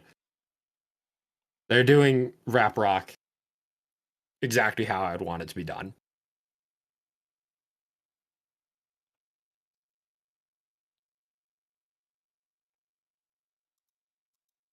I don't have an opinion on the song. I'm indifferent. Fair enough. So with that being said, I was very impressed with that song from Discrepancies. Are you guys impressed with this new song from Honey Revenge? It's called Are You Impressed? That's the joke. That's the transition. I got it. I also had to make sure, I thought that one was a little Nope, I'm with kind, you. kind of a I'm deep with transition. You made it. This is the best Honey Revenge song. Ooh, okay, that's a take. That's a take. I don't know if I'm too far off. This is very close to Distracted. Oh, This song is so fun. What about Rerun? Rerun's also a banger. This band in general is just dropping bangers. They have barely missed. I think Miss Me is the only song they have missed with. This is good, but I think Rerun's better. They're at 213,000 monthly. I When did did that not. happen? TikTok. That's crazy. Oh I yeah, reviewed TikTok them. They does the had thing. like 100. That's insane. I think Rerun's Damn. been taking off. Yeah, off. TikTok plus Good. I think Julian gave them some love, and Oh, yeah. I think they're touring with Julian. So They were here in Toronto the same day Crown the Empire was here, and I don't think I would have gone, but I can make the excuse that I couldn't go because I was at Crown the Empire and 1,000 Below.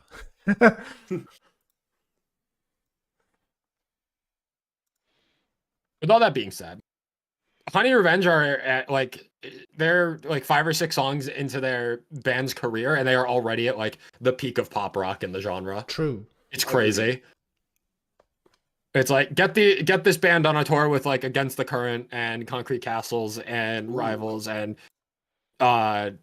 who else is at the top of the pop rock genre right now? I don't fucking know. We need But, a like- festival. Yeah, true. I hate to be like, oh, like female fronted rock band, but like a festival with all these bands with Paramore as like the main draw headliner would be so incredibly unreal. Yeah. I don't know. What would you call female fest? Like I don't know what you would call it, but Women Fest. women fest. Oh god, it's getting Yo, worse. that's like Jake's wet dream. No. They're all, We're they're not all going singing. there. No. Man. Dude, why does Female Fest sound like an incel convention? I don't know, something about it. Yeah, none of the artists show up. It's just There's a bunch no of good way nerds. to name the festival where the gimmick is female-fronted bands in rock and roll. There is no good way to name that festival. But no, this is just incredible stuff from a band that continues to be incredible. Yeah. They just came into the pop rock scene and decided, yeah, we're just going to be some of the best. Yeah. Right? They just simply decided we're going to be some of the best, and they fucking did it. Like, the string of singles from Distracted to Ride to Rerun to this is incredible.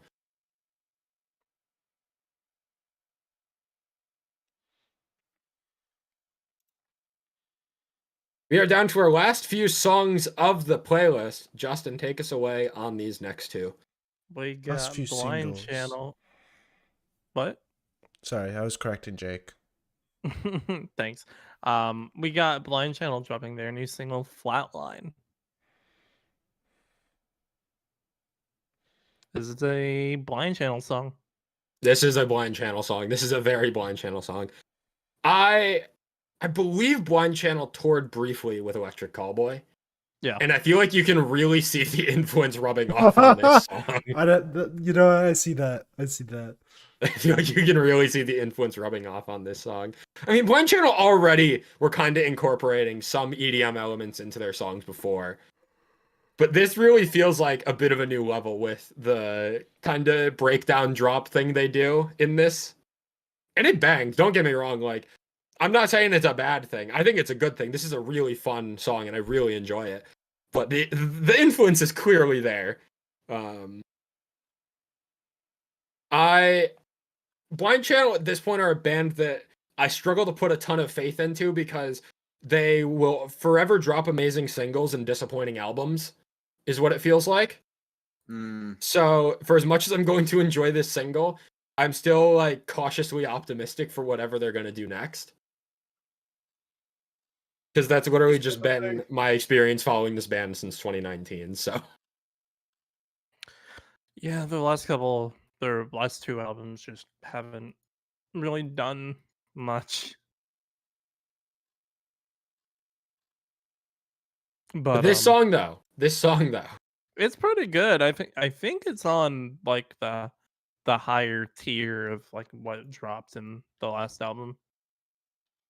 oh yeah, this is definitely like if this was on what was the last album called? Lifestyles of the Sick and Dangerous, I think it was. Yeah. I'd probably say like top 5, top 4 maybe. I can make an argument for it.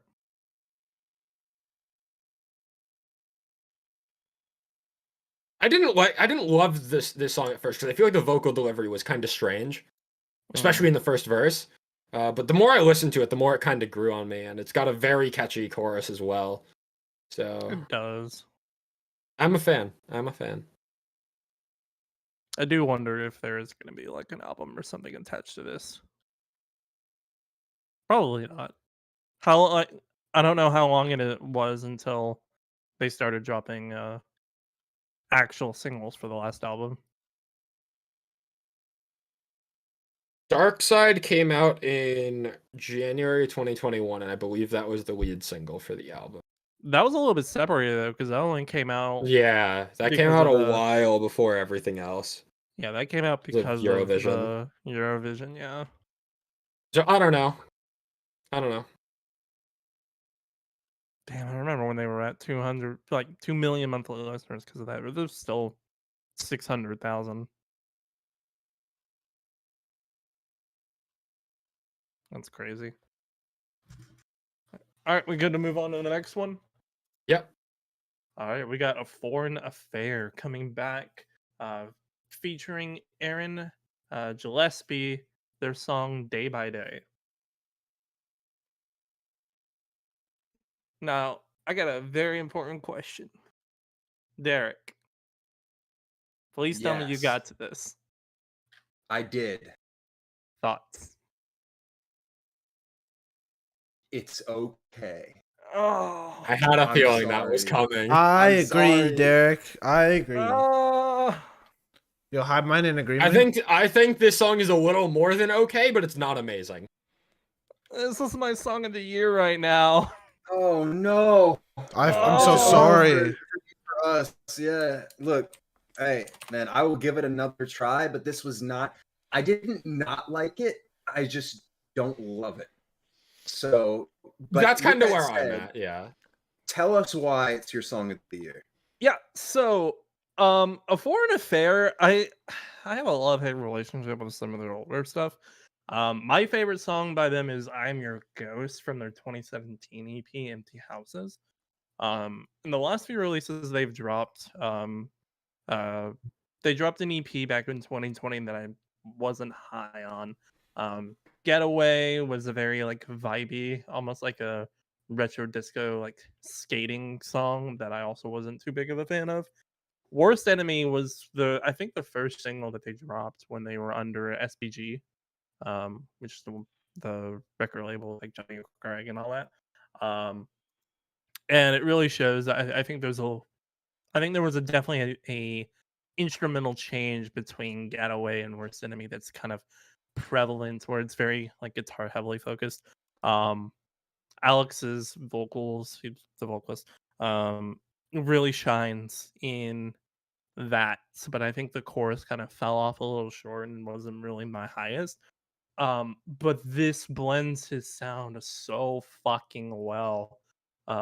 Everything from the lyrics to the slow fade into the guitars, his inflection on Day by Day, the lyrics, even in starting in the first verse, inhale the poison, the children are chosen to carry the burden of their father's sins, for they don't pay mind to what doesn't pay them.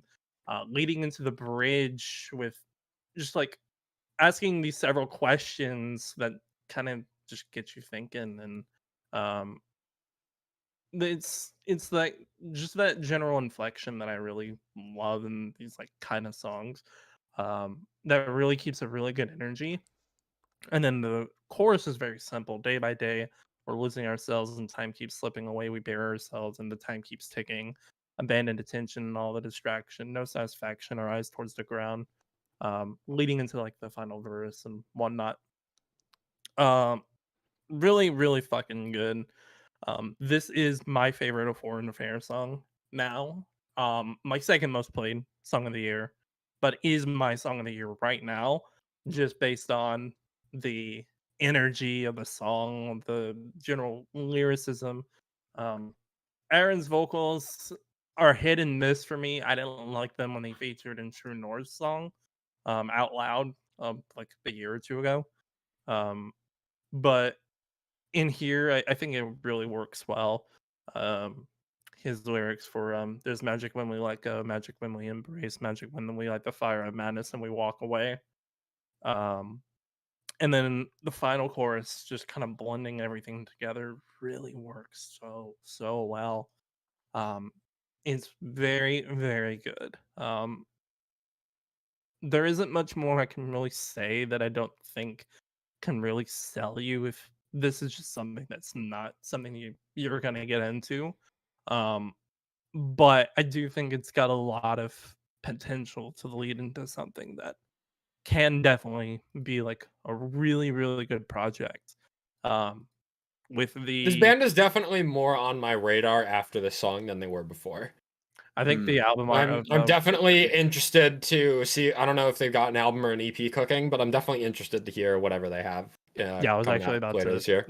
get into that. I think Worst Enemy and Day by Day, they kind of share album art a little bit. So I think there might be something cooking now that they're on SBG. So um, if there is an album this year, it's ooh, I need more like this.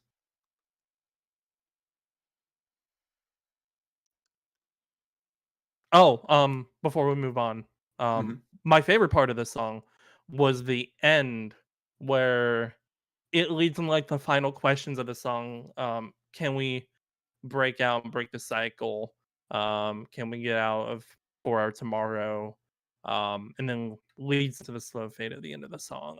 I think that was just a really good part that I forgot to mention.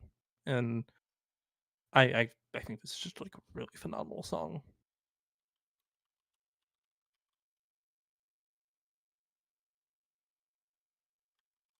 Yeah, I don't have really anything else to add. It's a solid song. I don't love it. I don't hate it. Sad. Dims the brakes. I will give it another shot just for you, Justin. I appreciate you. that brings us to our last single, kind of, but not really. Point North That's a have good way to dropped put their it. newest single, Safe and Sound, featuring the Ghost Inside. This slaps so hard. I don't know what world Point North decided to collaborate with the Ghost Inside in, or why those worlds would ever collide, but I'm really glad they did, because this is phenomenal. This is really Some- good, yeah. Something about, I always wondered, like, Point North, like those very kind of smooth R&B-ish post-hardcore vocals, what would this sound like with Uncleans? And the answer is really, really good. I'm not a huge The Ghost Inside fan, because I don't like his Uncleans in like really large doses, but between the feature on the Fit for a King album last year and the feature on this, damn. It's just so I'm the same, because I've good. listened to a couple of their songs, The Ghost Inside, and I didn't love them. The unclean vocals are a little much for me, but as a feature, it works great here. Yeah, I'm perpetually confused by Point North. Because I feel like they put out a phenomenal post-hardcore album in Brand New Vision that made, I think, my top 20 that year. And then they started making pop punk, and I didn't like it at all. And now they're making post-hardcore with metalcore features, and I'm like, oh shit, like what's going on? Like, this band's discography is such a roller coaster, and Yeah, hopefully it really more is. stuff like I think this Crown the is- Empire. We talked about Crown the Empire earlier. I think Crown the Empire is similar. Yeah, I'd agree. They've been kind of all over the place. Yeah. See, Except like, this is they're- good. now that you mentioned that, I was like, but it's my kind of same opinion, because Brand New Vision was like my top 2, top 3 album of 2020, and Mhm. like ever since then, it's been very, very hit and miss for what they drop. Recover was like the last kind of memorable song that I kind of enjoyed from them. Everything else was just kind of fell off. But this is pretty good. Even the breakdown I liked. I think it really fit the song. Justin liked the Ghost Inside feature? That's very unlike you, Justin. It's like Pablo Tame had a lot of singles that were much more heavy than I thought. And I thought Fair, they were actually. fine. Fair, actually, yeah.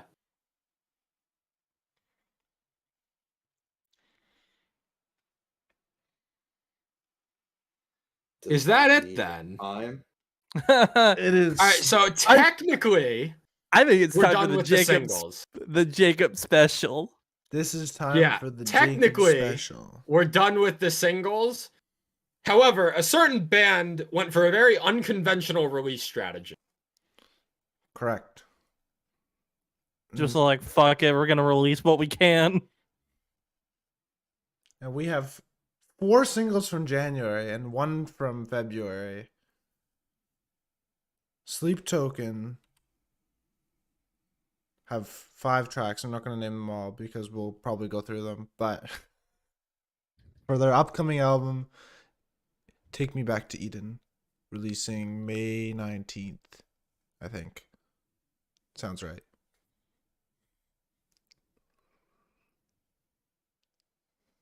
All right.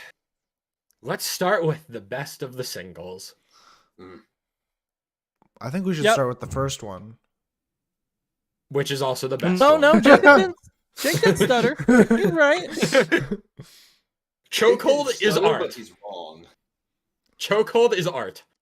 It is. True. And I think is a testament that it can be art and still not be the best single. Yes, agreed. I think Chokehold is the safest song here. It's the most conventional Sleep Token song. Yeah.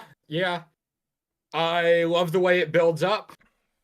I love the vocals. I love when the guitars kick in. They're super crisp and punchy. Actually, that part is And- actually kind of unconventional for Sleep Token. Usually it takes even longer to get to that point. But that's why it works for me, because it is more generic, and Sleep Token's very abstract nature sometimes turns me off from a lot of their songs with just how long it takes to build sometimes. Like, I get bored, and it's like, I'm a minute into a song, I'm already bored, and you're telling me I have to wait another 45 seconds or another minute to get to the part where it gets good? Nah, I'm not into that. I feel like all these singles they've broken their cycle, or not cycle, but their what they normally do. They usually, like, almost every Sleep Token song is a slow build, except I can name, like, Gods is like the only one I can think of that isn't.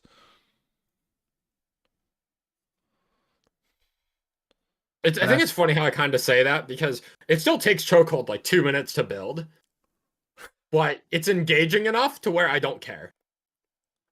Well, it's the same thing as like what was it? Alkaline. Alkaline really Yeah. took a while to build, so I think it's just Yeah. kind of on par.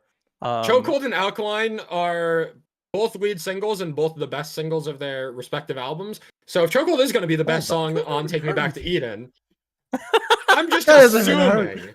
No, he's just right. assuming. No, let him cook. Let him cook. Come on, he's right. I'm just assuming that Chokehold is probably going to be my favorite song on Take Me Back to Eden.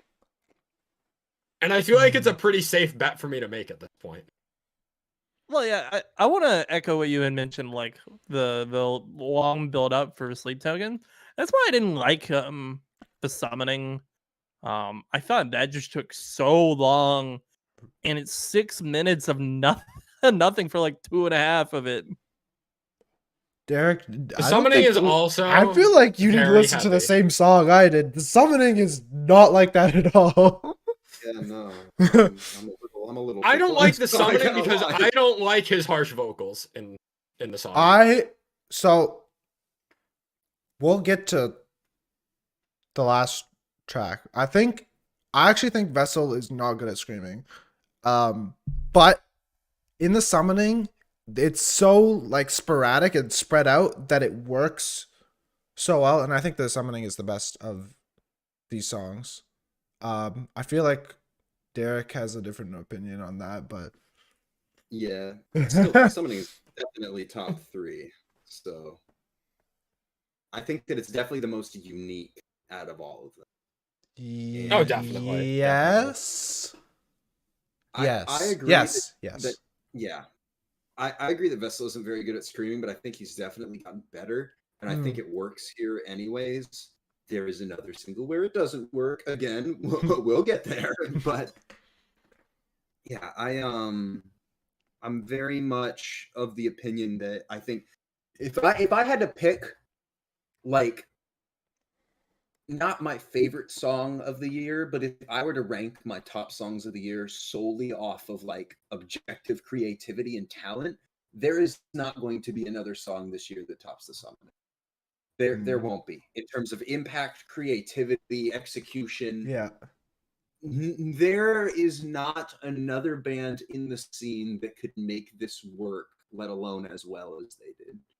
And I think it's really a testament. That is to true. where Token are at in terms of their raw talent, and it's incredible to see just how quickly they've progressed. Some people don't like the funkiness at the end of this. They're insane. Phenomenal. That's the best part. The funk is. I wish the funk was like more incorporated throughout the song as a whole. I don't like it. I think it's just weird.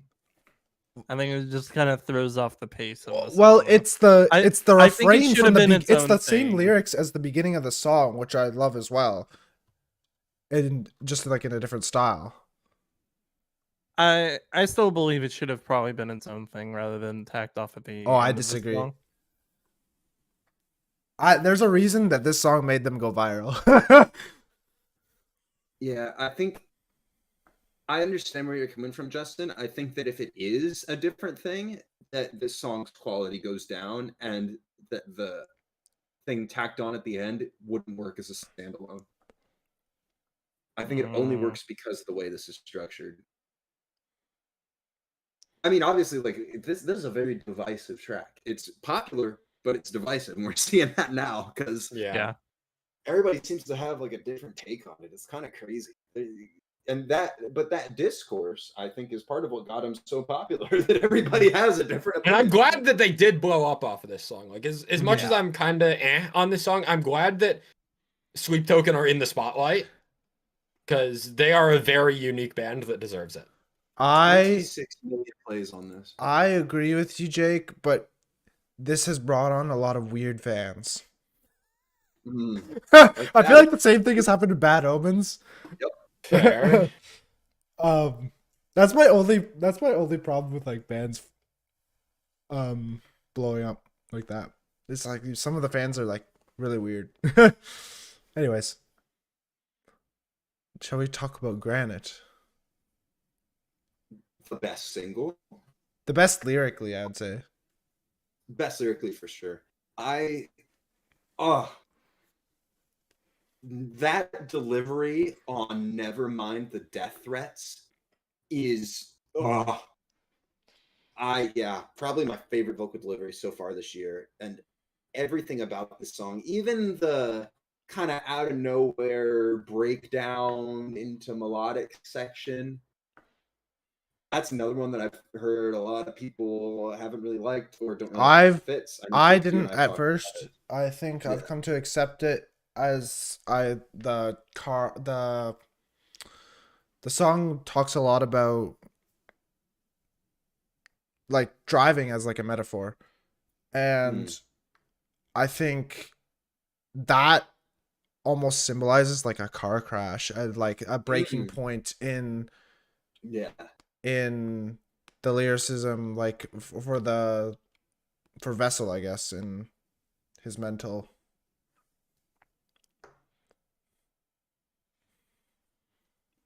Like I said before, all these songs are very abnormal structure for Sleep Token, but they still feel like Sleep Token. That's the great thing.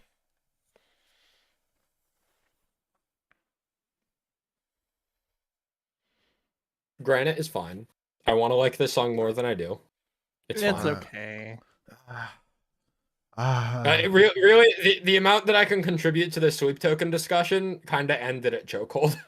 Because it's the only song I listened to more than like a couple of times. Derek, I want to know Yes. what you think about the lyric, I see you go half blind when you're looking at me. What does that mean? Because I've heard so many guesses, and I think the best one that I heard, or my favorite anyway, is that the person he's talking to is crying. Ooh. I hadn't thought about that. I like that. I like that more than what I thought about it. I would still want to hear what you thought. I thought that it was more of like this person is the whole thing is that they're like kind of in denial that, I don't need you, whatever, but Vessel's insisting like, no, like I am what you need type of thing. And then half blind refers to they're trying not to see that person. And so if you had to pick like one eye to go blind, for instance, that on one hand, they're looking at him, they see somebody who they're with and want to be with, but on the other hand, they're trying to ignore them with that other blind eye to try and convince themselves that they're not what they need, kind of like an internal battle with themselves type of thing. And Vessel's trying to insist like, hey, like, I am what you need type of thing, and convince them to stop looking at her with that blind eye. How about, sorry, you have more? Yeah. How about between the secondhand smoke and the glass on the street? What do you think about that? Because that one I have no idea. I don't really either. I guess secondhand smoke, I kind of thought of as like, like if somebody's smoking around like a kid or whatever, somebody that they can develop lung damage from that smoke. Right, bad, like almost like a bad influence. Yeah, that the other person's own internal battles are acting as a sort of secondhand smoke and affecting Vessel. And I just thought the glass in the street was the basic metaphor for like a breaking point. I didn't really look too far into it, broken glass type of thing, but there's so much to unpack in this song, which is part of why I love it so much. And then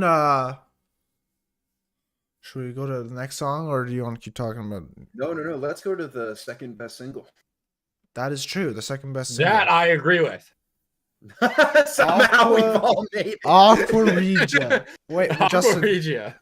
Wait, Justin, is this your second favorite single as well? Did we lose him?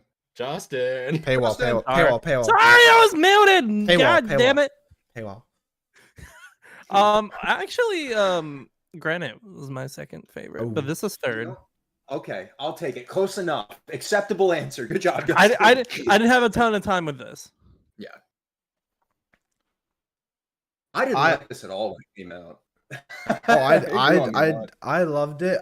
You know what I think is interesting is similar lyricism to almost like Alkaline, where he's like a chemist.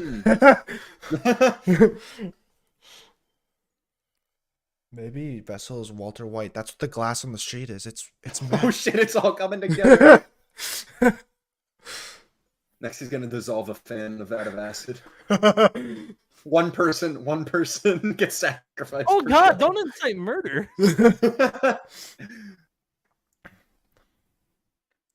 If Ice Nine Kills had performance art, wait till somebody gets dissolved on stage. I'm surprised if Night Kills don't do it first. No, somebody's gonna get eaten on stage. Oh god. Oh, you're right. No. This is the second best song. It is just so catchy, and there's a fucking piano solo. It sounds like he's in like a jazz bar as well. I was about to say, this makes me feel like I'm in a steampunk jazz bar, or like high class type of low lighting. It's so I love when songs do that. This came out like right after that Waterproof by Garden, and I thought the piano very similar and kind of remind me of each other, but I really love this. I love the piano. I think the piano solo is the best part, and the lyrics after. I don't know if I guess it's the bridge.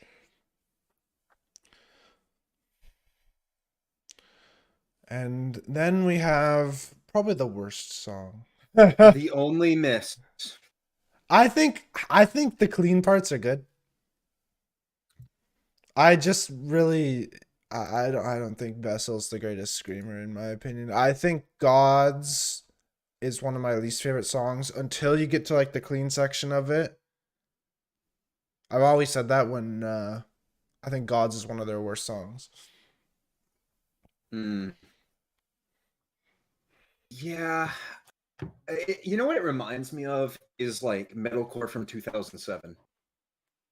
Like that kind of harsh, screamy, a little underproduced. I don't know, something about it. I don't love it. I don't love it at all. And it when we have 4 extraordinary singles and then something that feels like a miss, it kind of I still like this song. It is definitely weirdly titled. But I get it. Yeah, I'm hoping maybe whatever comes after this will help contextualize that title a little bit more. Because, like, I mean, granted, I feel like I've got the gist of it from the 5 singles. It's just that he's horny. yeah. Thus, more weird fans come in all senses of the word. I also really do think it speaks volumes about this track that it's, I mean, granted, it's still at 4.1 million plays, but that's almost half of Aqua Regia. And it just hasn't kept the same. I mean, Summoning's at 26 million, Granite and Chokehold are both at 10 million. Aqua Regia's at 8 million. Shame. Yeah, it's on Aqua I'm Regia. also I feel like they fumbled the bag by not dropping the album in January. so I wanted to I think mention they that. fumbled the bag what the by fuck not is going on? Well, I remember Spine Farm, the record label, saying that this is going to be the weirdest album release cycle you've ever seen. And it definitely is, because I'm pretty sure the next single is, like, so far they've released in chronological, like Chokehold is number 1 on the album and Vor is number 5. The next song that released is not number 6. I don't remember which one it is, but it is, I want to say 7 or 8. Actually, it might be 9. I don't know. But wasn't Anyways. the gimmick that they were supposed to be releasing one song a day until the album dropped or something? That was my theory when the summoning came out, but that was quickly Okay. diminished when. Because my hype for this album immediately declined as soon as I wasn't getting a song a day. I Like, understand. as soon as I heard that, like, oh, this album's not coming out for 4 months, I'm like, I'm sleeping. I am sleeping. I understand. I kind of understand it. First, they were touring with, I think, Architects in Europe, and they were playing Chokehold on that, so I understand that. And then they had their headline tour in the UK, and they played the first 4 songs on the album on that tour. So I kind of understand them releasing all those together and still being weird. 4, I guess, was to be released or to announce the album is why they released it.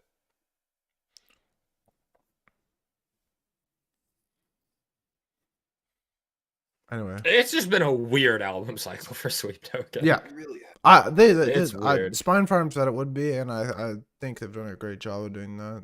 I'm so excited for this album. Chokehold is promising. I mean, Chokehold is good. They're It's all not just promising. it's good. 4 is okay. Something that I do really like, at least about this, is that since they're all in order, that you kind of get, even if the album is later than they kind of wanted it to be, you do get a glimpse into the album to see exactly what it's going to sound like by being able to play all these back to back to back. Yeah. And they've left enough intrigue around the rest of the album. I've heard some theories that we're getting a song tomorrow on Easter. No, So I we'll don't think so. see. I doubt it. But I don't We'll know. find out.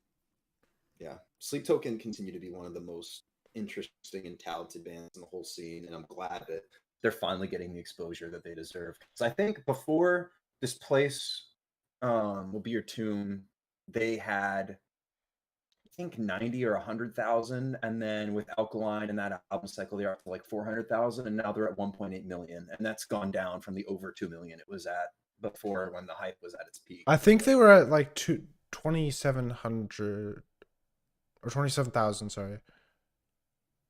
No. 27,000. No, I can't remember now. I don't know. 270,000. Okay, That's what I wanted to say. Point being, Before they the- have grown astronomically since Yes. these singles have dropped. How about Oh, that? yeah. Just say that. Yeah, some of the most rapid expansion I think we've seen maybe of any. Because I remember when Sundowning dropped, nobody knew about this band. Nobody. Bro, they toured with. They've only been to Toronto once, and there was issues in like 2017 or some Polyphia. shit. Yeah. I I don't know remember what- that tour. I'm still so pissed. I never got to see Issues. I was supposed to go to 3 different tours and they all fell through. And now they don't exist.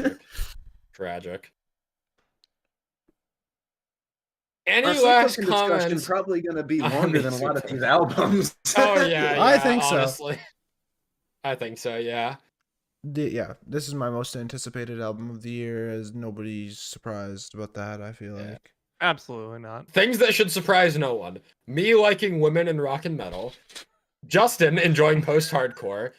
Derek having a stroke.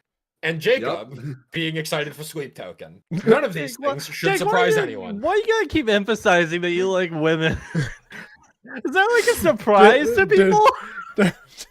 Dude, I just I stated love he's Horrifying. reassuring now fucking himself. thing. He's reassuring himself. I was simply trying to make a point for all of us about something that should be very obvious about each of our Yeah, personalities when yeah, it comes to music. I'm glad you're reassuring that. Yeah, Derek having a stroke is something about music for sure. It's true. It's true. I get too excited. Look, folks. It look! If happens. Bill Murray can make anything harmonic, Real. So real. we can work with it. Oh, All right, let's get talking about the albums for this Yes. episode. We got 1 January album and 4 February album. Let's start with Suasion and their album, The Infinite. This is the follow-up to their 2019 album, what the fuck was it called? Stardust. And it's okay. Yeah. Yeah, it's like the singles wanted me to have so much more hope for this album. It was the same way with Stardust, though. Stardust went off with Colorless as a fantastic single. This album cycle led off with Murphy's Law being unbelievable. And then it followed it up with Infinite, which was also incredible. And then we got a bunch of solid songs last year, like House of Cards, Momentum, and Trapped. But then the album just comes together and I'm left underwhelmed. A lot of the songs that were left for the album, songs like Celestial and Explore, don't really do much for me. Astro is just like, it's kind of a fine instrumental opener, but then you also close with a 4.5 minute long closing instrumental, which really left me underwhelmed. It didn't feel grand enough to deserve being an instrumental closer. I And wanted to mention that. I wasn't sure if we were gonna get to that immediately, but yeah. I was really disappointed when I heard that. Yeah, I was expecting it's like I see the 4.5 minute time of the track and I'm like, okay, this could be something good, and then it just keeps building, and eventually by the 3 minute mark I realized, oh, this is just an instrumental closer, and then I'm just like, I just really don't care See, at that point. I was you listening know? in the car, so I didn't know if this was the last song or not, and I was saying to myself, "This better not be the closer. This better not be the closer." And then it goes, And then it was. and then it was, and I'm like, "Oh my god!" There is one instance where an instrumental closer has been fantastic, and it's called "The Last Riff" by Beartooth. That is the exception to the rule. I can't comment. Nope. I don't remember. I do want to say that for as down as I am on the album as a whole, this is still one of the stronger albums I've heard this year. This is, in my opinion, the best album we are talking about in this episode. And Interesting. it's hard carried by Murphy's Law just existing as a single. Murphy's Law is absolutely fantastic. The chorus of that song is incredible. The feature of Flow from Landmarks is incredible. Sick Breakdown, just an incredible song. Infinite is also really solid. Trapped is a really fun riff. Momentum feels very grand. Like, there's definitely highlights on this album. House of Cards also has a really sick breakdown. But the full package, it feels like in the past I've compared Suasion to Starset, taking a lot of influence from like the space aesthetic. A lot of incorporation of orchestral elements. They have a very grand vision for what they are trying to make. And unfortunately, I just don't feel like the polish is there to really sell the vision that they have yet. And that's exactly how I felt about Stardust. And I was hoping that this album would deliver on that promise. And it does, but it doesn't get all the way. It doesn't cross the finish line.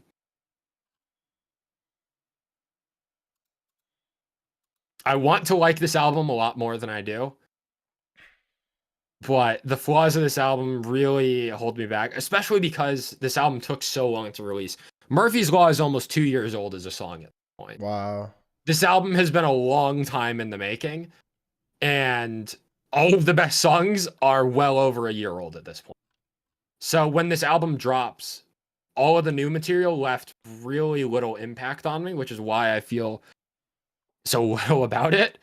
But I still also can't deny that there are some really strong songs on here that make this my favorite album in the playlist, which I think says a lot about the albums from these first 2 months of the year and why we chose to combine them into one episode here. Justin, do you have anything else to add? Yeah, I was about to say I do want to mention Black and White, Black or White, because you kind of skipped over that, and I think that's one of the best songs off the album. Okay. I think it has a really good energy to it, and I think the breakdown where it starts off with "Get the fuck out," and then it leads into like a really good kind of starry instrumental breakdown, I think was really really good. But oh no, I'm gonna pretty much echo what you had mentioned. There's something about Suasion with their voice inflection that I'm hit or miss on. I think they do their job best when the vocals lead more than the instrumentals do, and that's perfect and infinite. But you get like very instrumental heavy songs, like I think Celestial, Equilibrium are both kind of instrumental heavy. Hell, not. Well, Closer is very instrumental heavy. It's an instrumental closer.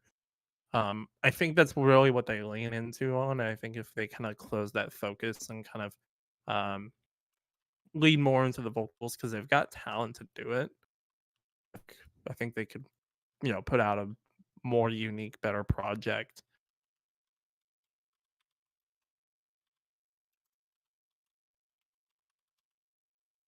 Yeah, I don't really have too much to add. I say we move on to our February albums then. We got 4 albums to talk about, and with me saying I'm disappointed by the Suasion album and it being my favorite in the playlist, I think that says a lot about these upcoming albums that we're going to talk about. Let's talk about Delane and their new album, Dark Waters. I don't expect any of you guys to really feel much towards this album. This is very much just symphonic metal, and I know that's not something you guys love. However, this album was the start of a new era for the band with a brand new vocalist in Diana. And it started out with the lead single of The Quest and the Curse, which I really enjoyed as a song. It had some sick riffs, had unclean vocals from some of the guitarists in the band. Diana's vocals were fantastic. I had a lot of high hopes for this. By the time the full album comes out, 3 other singles had dropped. One of which being Moth to a Flame, my second favorite single on here, which feels similar to The Quest and the Curse, just a little bit less grand, no harsh vocals in Moth to a Flame, but again, similarly very cool riffs and fantastic vocals from Diana. However, the rest of the album falls really flat for me. Hideaway Paradise is fine opener, but I kind of just feel very fine about every other song on the album, which is a little disappointing because the singles did leave me to believe there would be more to digest here. The Quest and the Curse being the lead single, while also being the only song on the album to feature unclean vocals, was definitely a little bit off-putting. I was expecting more unclean vocals to make it used like a backing appearance somewhere on this album, and they never did. Which is part of why I loved The Quest and the Curse as my favorite song on this album. I will give credit to The Cold, probably my favorite non-single on the album. Has a very atmospheric orchestral opening to the song that I really enjoy, but then it gets into that more generic symphonic metal sound that doesn't always work for me. There are exceptions that do work for me, but this album doesn't fully do it for me. The last point I really want to make here is Underland, the closer to this album. It's just an underwhelming closer, and I think the biggest reason why is that it feels generic. It feels very much like the rest of the album and just that symphonic metal sound, but then it also has like a 45-second slow fade out that really just left me even more. It left a bad aftertaste on the album when I was already underwhelmed. And I'm glad that I gave this album a chance because there are definitely some songs like The Quest and the Curse and Moth to a Flame, and even The Cold I'm going to be taking away from this album pretty positively. I was left disappointed. Did any of you guys have any thoughts on this album? No, sir. I didn't get to it. Yeah, I didn't figure. Yeah, I really just wanted to bring that album up because I remembered we talked about The Quest and the Curse and had a decent discussion around that one, and wanted to end off the album cycle by talking about the album in full. That takes us to our next February album, a rather interesting album at that. Shrezzers have dropped their album Sex and Sax, featuring songs like Mastophobia and Pavernhavub. I think this is a lot different from Relationships. Although I haven't revisited that album in a while. Yeah. This feels like almost less serious, I would say. Yes. And I think that, honestly, with a name like Shrezzers, you should be not serious. So I think this is a step in the right direction. And they kind of had that with songs like Emoji Queen True. and Relationships You're right. on the previous album. You're reminding But me of that, yeah. this as a whole is much, I think, more consistent as like a concept and is an overall better album. Yes. More Because cohesive. like there's because there's songs on the Relationships like Iraq, which is kind of this Middle Eastern kind of vibey type of thing, and it's a great song, but it doesn't really make any sense on the album. That's one of the ones I have saved, actually. Actually, that's something. This is totally unrelated. Sorry, but that Time the Valuator song we reviewed for December, that reminds me of that song. Anyways, let's go back. Interesting. I do not have a single problem with this album. Nothing. Well, I know you were complaining about Pornhub with the V's. Me? No, I didn't care. I didn't care about Pornhub. What do you mean? Stop trying to pronounce it. About it. No. Nope. I'm pulling up the receipts, folks. Where is it? He said it was weird, I think, but he didn't complain I didn't about say it. the song was weird, but I didn't complain about it. He said, quote, I think "Gosh, I was. Pornhub by Shrezzers is obnoxious, early contender for the coveted Solens Award." Gee, Okay. Maybe he did say that. Pulled out the receipts. Man, I was right back then. Huh. Continue. Before you continue, I actually think I agree with Justin. Hell yeah. I mean, it's Pornhub is not a good song. It's not supposed to be, I don't think. That's what I'm saying, man. It's not supposed to be. It's not supposed to be. Like that It's fucking good and- talented vocalist Diego, like he does such a fucking good job at harmonizing. I think his potential is fucking listed on this album. Like I was not pleased with this album. I feel had like so much I feel hope. like they're taking it too seriously, Derek. I feel like that's their problem. You Maybe cannot we're look at maybe this I'm as a good taking it album. too serious.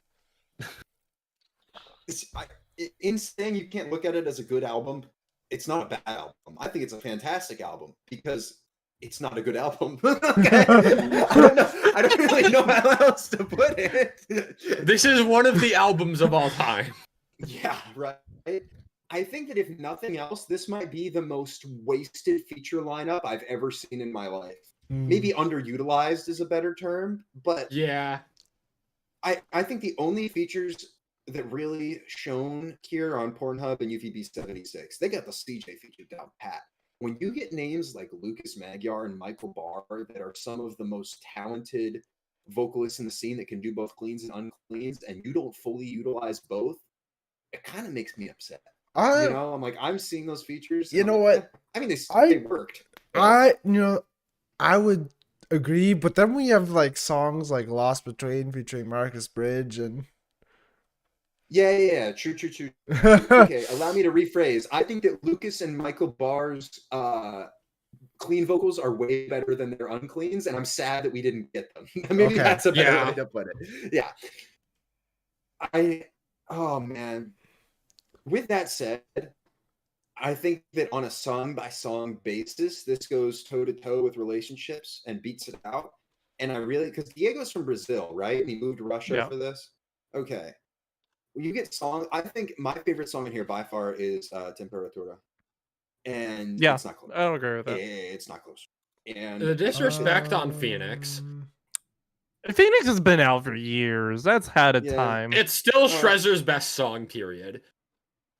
My point in that is that you have like a song like Tabidachi that has Japanese in it, and then you've got Temperatura and Jealousy that both have Spanish in it, and this album is kind of like a collection of languages and genres and I think they make it work because Latin is sexy and Japanese has, you know, certain connotations to it at times that you can bring forth. I mean, it does. What Don't- does you can't the tell me I'm opener wrong. Like, translate to? I have no idea, but somebody started moaning a minute into it, and I'm like, yeah, this is a Shrezzers album. Like, This album's just like too all over the place for me to really enjoy it. so I guess that's my point, is that it being all over the place actually makes it cohesive because it fits into Shrezzers' motif with all the different languages Yeah. and the sound bites and everything. It's almost we just brought up Bill Murray, kind of Bill Murray-esque, that it shouldn't work, but it does. And I think that Relationships didn't feel like an album; it felt like a collection of songs. To me, this feels more like a statement piece for Shrezzers. I think that this is done perfectly. Why did I think Oh. there would be anything different? The fucking opener is called intro, just in Japanese. Wait, it's just called It's intro. just intro. It's just intro in Japanese. I love this band, man. Look, I want to love this band, but just like I felt there was a lack of emotion going through my body listening to this album. I just felt nothing listening to a majority of these songs. It was meanwhile, I either love nothing this. or disgust on Pornhub and enjoyment on Phoenix. That sounds Man, so there's funny so out of many context. Risk. Yeah, he's like, fuck. I The think North I'm there is, somewhere there aren't enough between. women in that song. I feel like I'm. Sorry, go ahead. I think I'm somewhere between Derek and Jake and Justin. I think I'm closer to Derek though. I This don't album- like yeah, go love ahead. this album, but I enjoy it for what it is. Yeah. It's I like don't the think I'm equivalent- capable of enjoying this album for what it is, unfortunately. To me, this is like the equivalent of like post-ironic memes, where they're just like a single letter on a deep fried image that like it's funny, but it's so like stupid that it's not funny. But then I've- it's like post-irony translates back into being funny. I That's feel what this like album they is. should have. That's so true. You know what'd be good for Shrezzers to do Mm. is collab with like someone like Jared Alonji. They did collab with Jared Dines. Oh, did they? Yeah, on Emoji Queen. Oh, right. They haven't done anything with But Jared Alonge. I think yeah. Bill Murray would also be a good Need- one too. I need Yeah. Shrezzers and Eskimo Cowboy or Electric Cowboy. That That could would be be cool, another too. phenomenal collab. Yeah.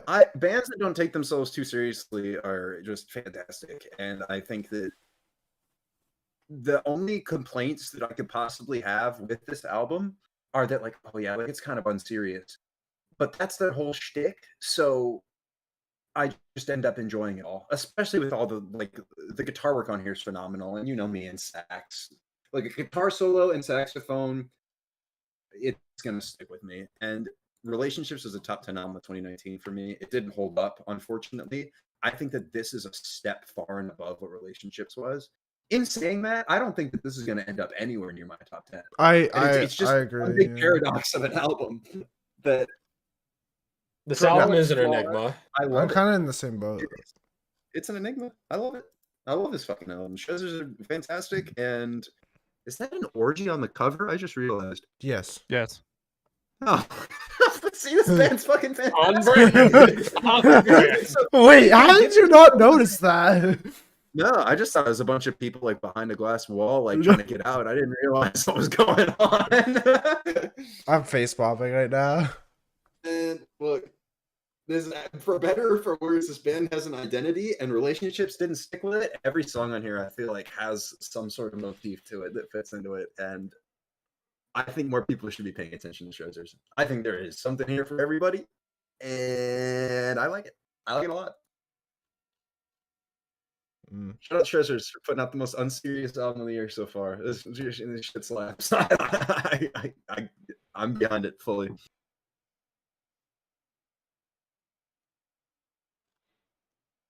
Let's move on then. We got two more albums to talk about. Let's talk about Awake at Last, who have released their sophomore album, The Balance.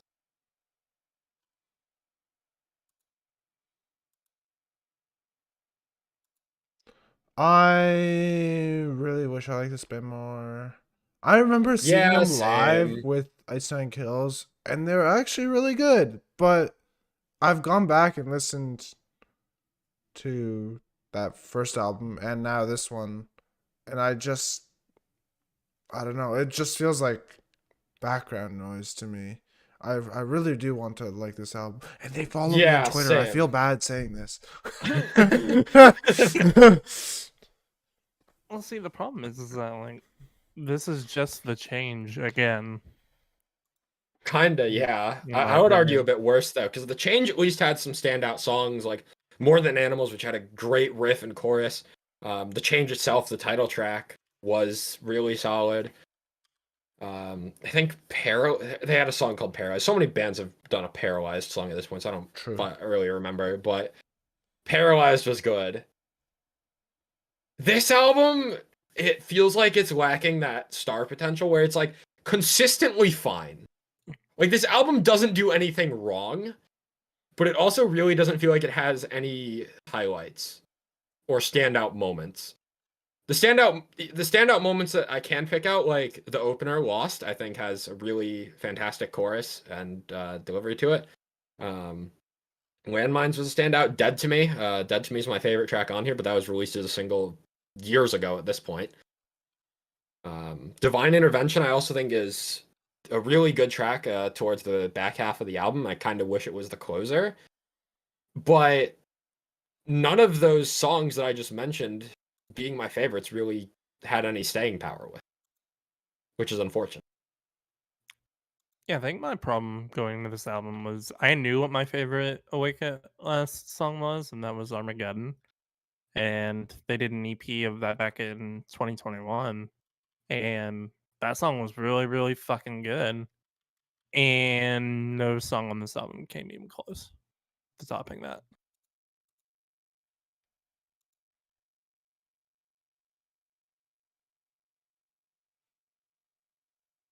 I presume, Derek, you have the same opinion? I did not get a chance to listen to this, and so I You're was not kind of missing hoping that for anything. all the albums. I No. was gonna say Yeah, for all the albums I I don't didn't think get to, you're missing too much. I was seeing if somebody could sell me, but it sounds like there's nothing to be sold on. Nah. It's a very fine album. Like as I said, I don't think Mm. this album really does anything wrong. It just doesn't do anything amazing either. There's definitely an audience for Yep. this. It's radio rock, it's post-hardcore sometimes. It's solid vocal delivery. But like how many other bands also do all of that and more that we listen Yeah. to, right? So, I don't know. I want to be able to defend this band more than I am able to. But unfortunately, this album fell a little flat. Please Yeah. don't unfollow me on Twitter.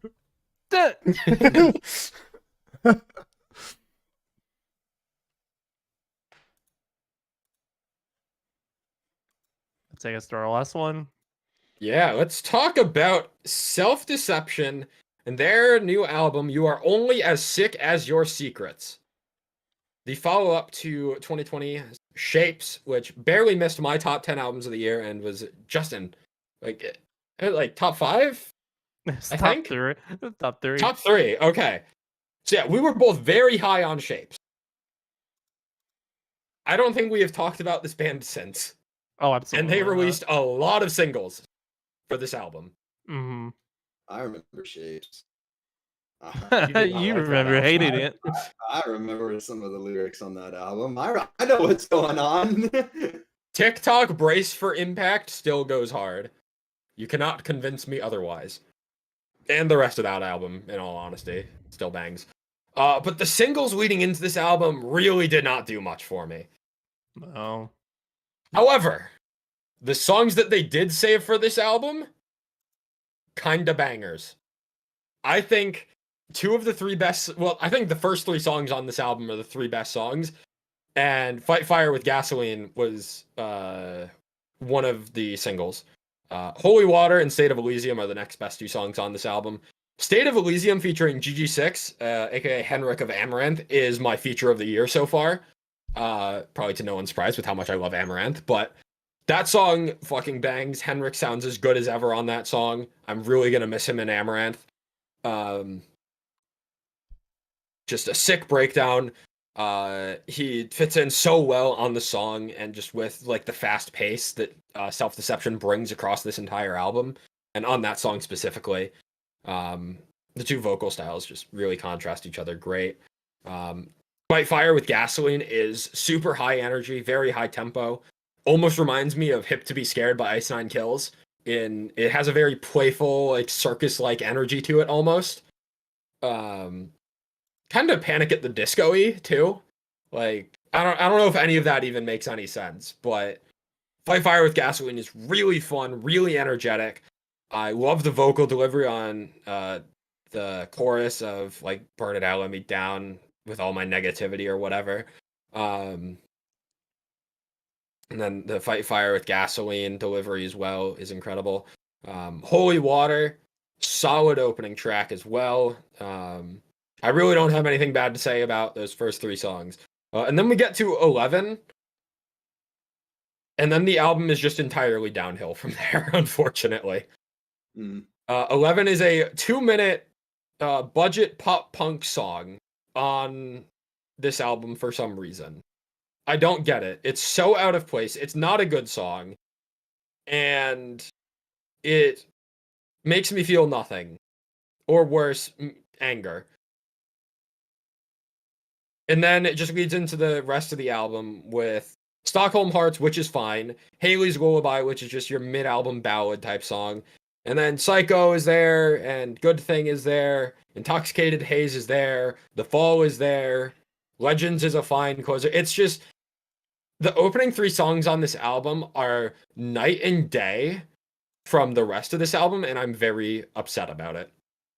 But at the same time, I'm very happy that it ended up that way, because I had little faith going into this album, knowing how little any of the singles made me feel other than Fight Fire with Gasoline. I was expecting to be way more disappointed in this album than I ended up being. But I ended up getting two really solid songs and Fight Fire with Gasoline as an incredible single. So I'm a mixed bag on this album.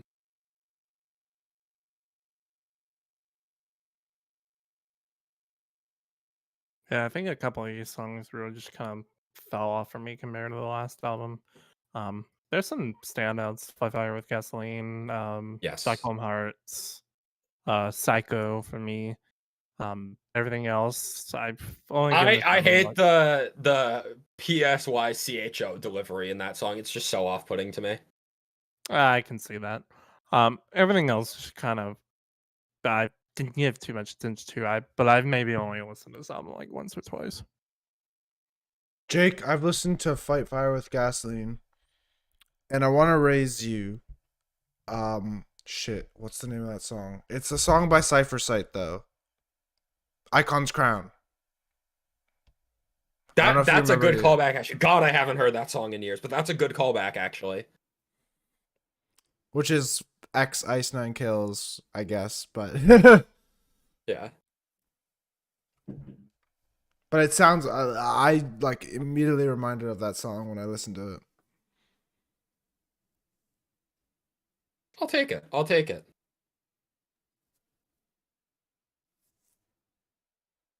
Derek, I need you to listen to State of Elysium. Whether that's now Noted. or by the end Noted of and this year, done. I need you to listen to that song. In fact, I have 3 songs that I need to listen to, so I'm going to take that one, and I'm going to take the new Dying Wish song, and I'm going to take Day by Day by A Foreign Affair, and I'm going to throw them all into a playlist together, and we're How going to about- report back. How about Alright. Devil Wears Prada on the Excision song? Oh yeah, that shit is phenomenal. I haven't heard it yet. I Oh. forgot.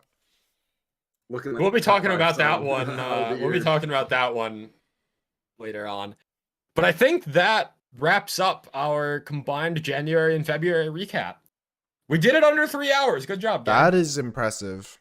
I'm Right? impressed. I thought we would at least crack 3 hours. Yeah, I thought so too. Yeah, we're at the like 2 hour 40-minute mark roughly right now. Do we want to give some shout outs to songs that we cut for the combined playlist that we would have talked about in an alternate universe where we didn't have to combine them? Gosh, what the fuck If did I I If there's remember any. the last one? I wanted to Or highlight anything. Love from the Other Side by Fall Out Boy. We'll be talking about that album in full. Yes. The band from Inside came back with a new vocalist. They dropped a single in January. It didn't stick with me, so I didn't throw it in this, but I thought I would throw that out. Apparently they were gonna drop a single like every month or so, so I'll probably be talking about them at a future point. But they dropped 2 singles over the course of January and February. Neither of them really stuck too far with me, but the vocalist is good. I think you guys should go check them out, and maybe we'll talk about them later this year. I have 2 songs that I want to shout out that it pained me to leave them out. The first one being Sixth Wonder and their song Saboteur. Small little band from the UK. They have 3 songs out. Saboteur is absolutely incredible, punching well above the numbers that they currently have as a band. Female fronted, post-hardcore / metalcore band. Fits right on brand with me. The other one I want to mention, alongside Derek, I think you'll be happy about me mentioning this one. Charlotte Sands and her song All Right. And specifically the live performance of that song, with the added guitar solo, is just an emotional gut punch.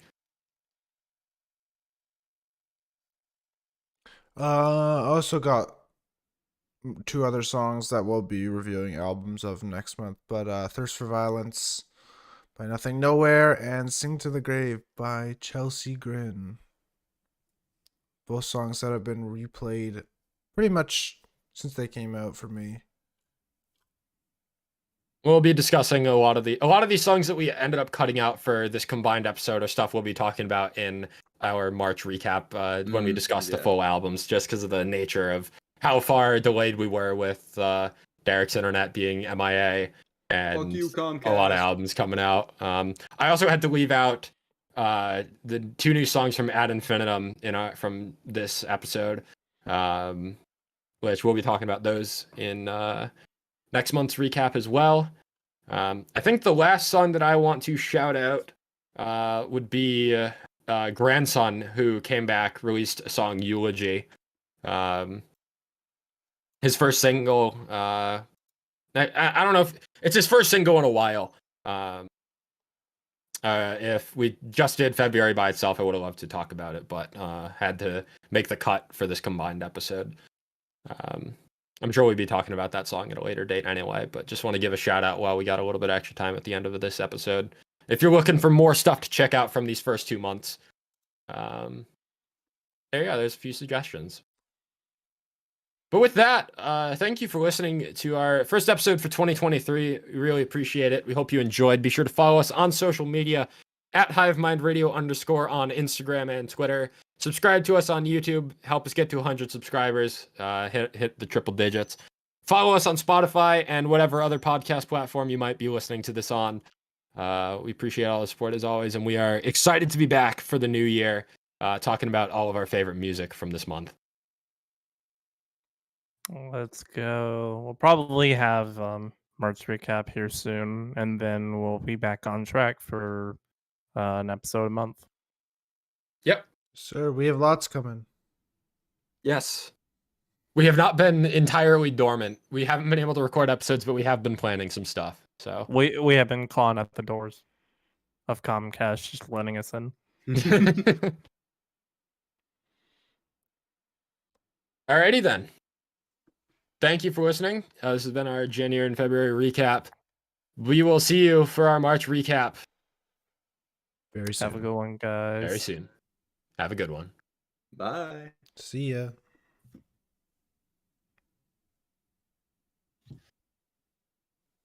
All right.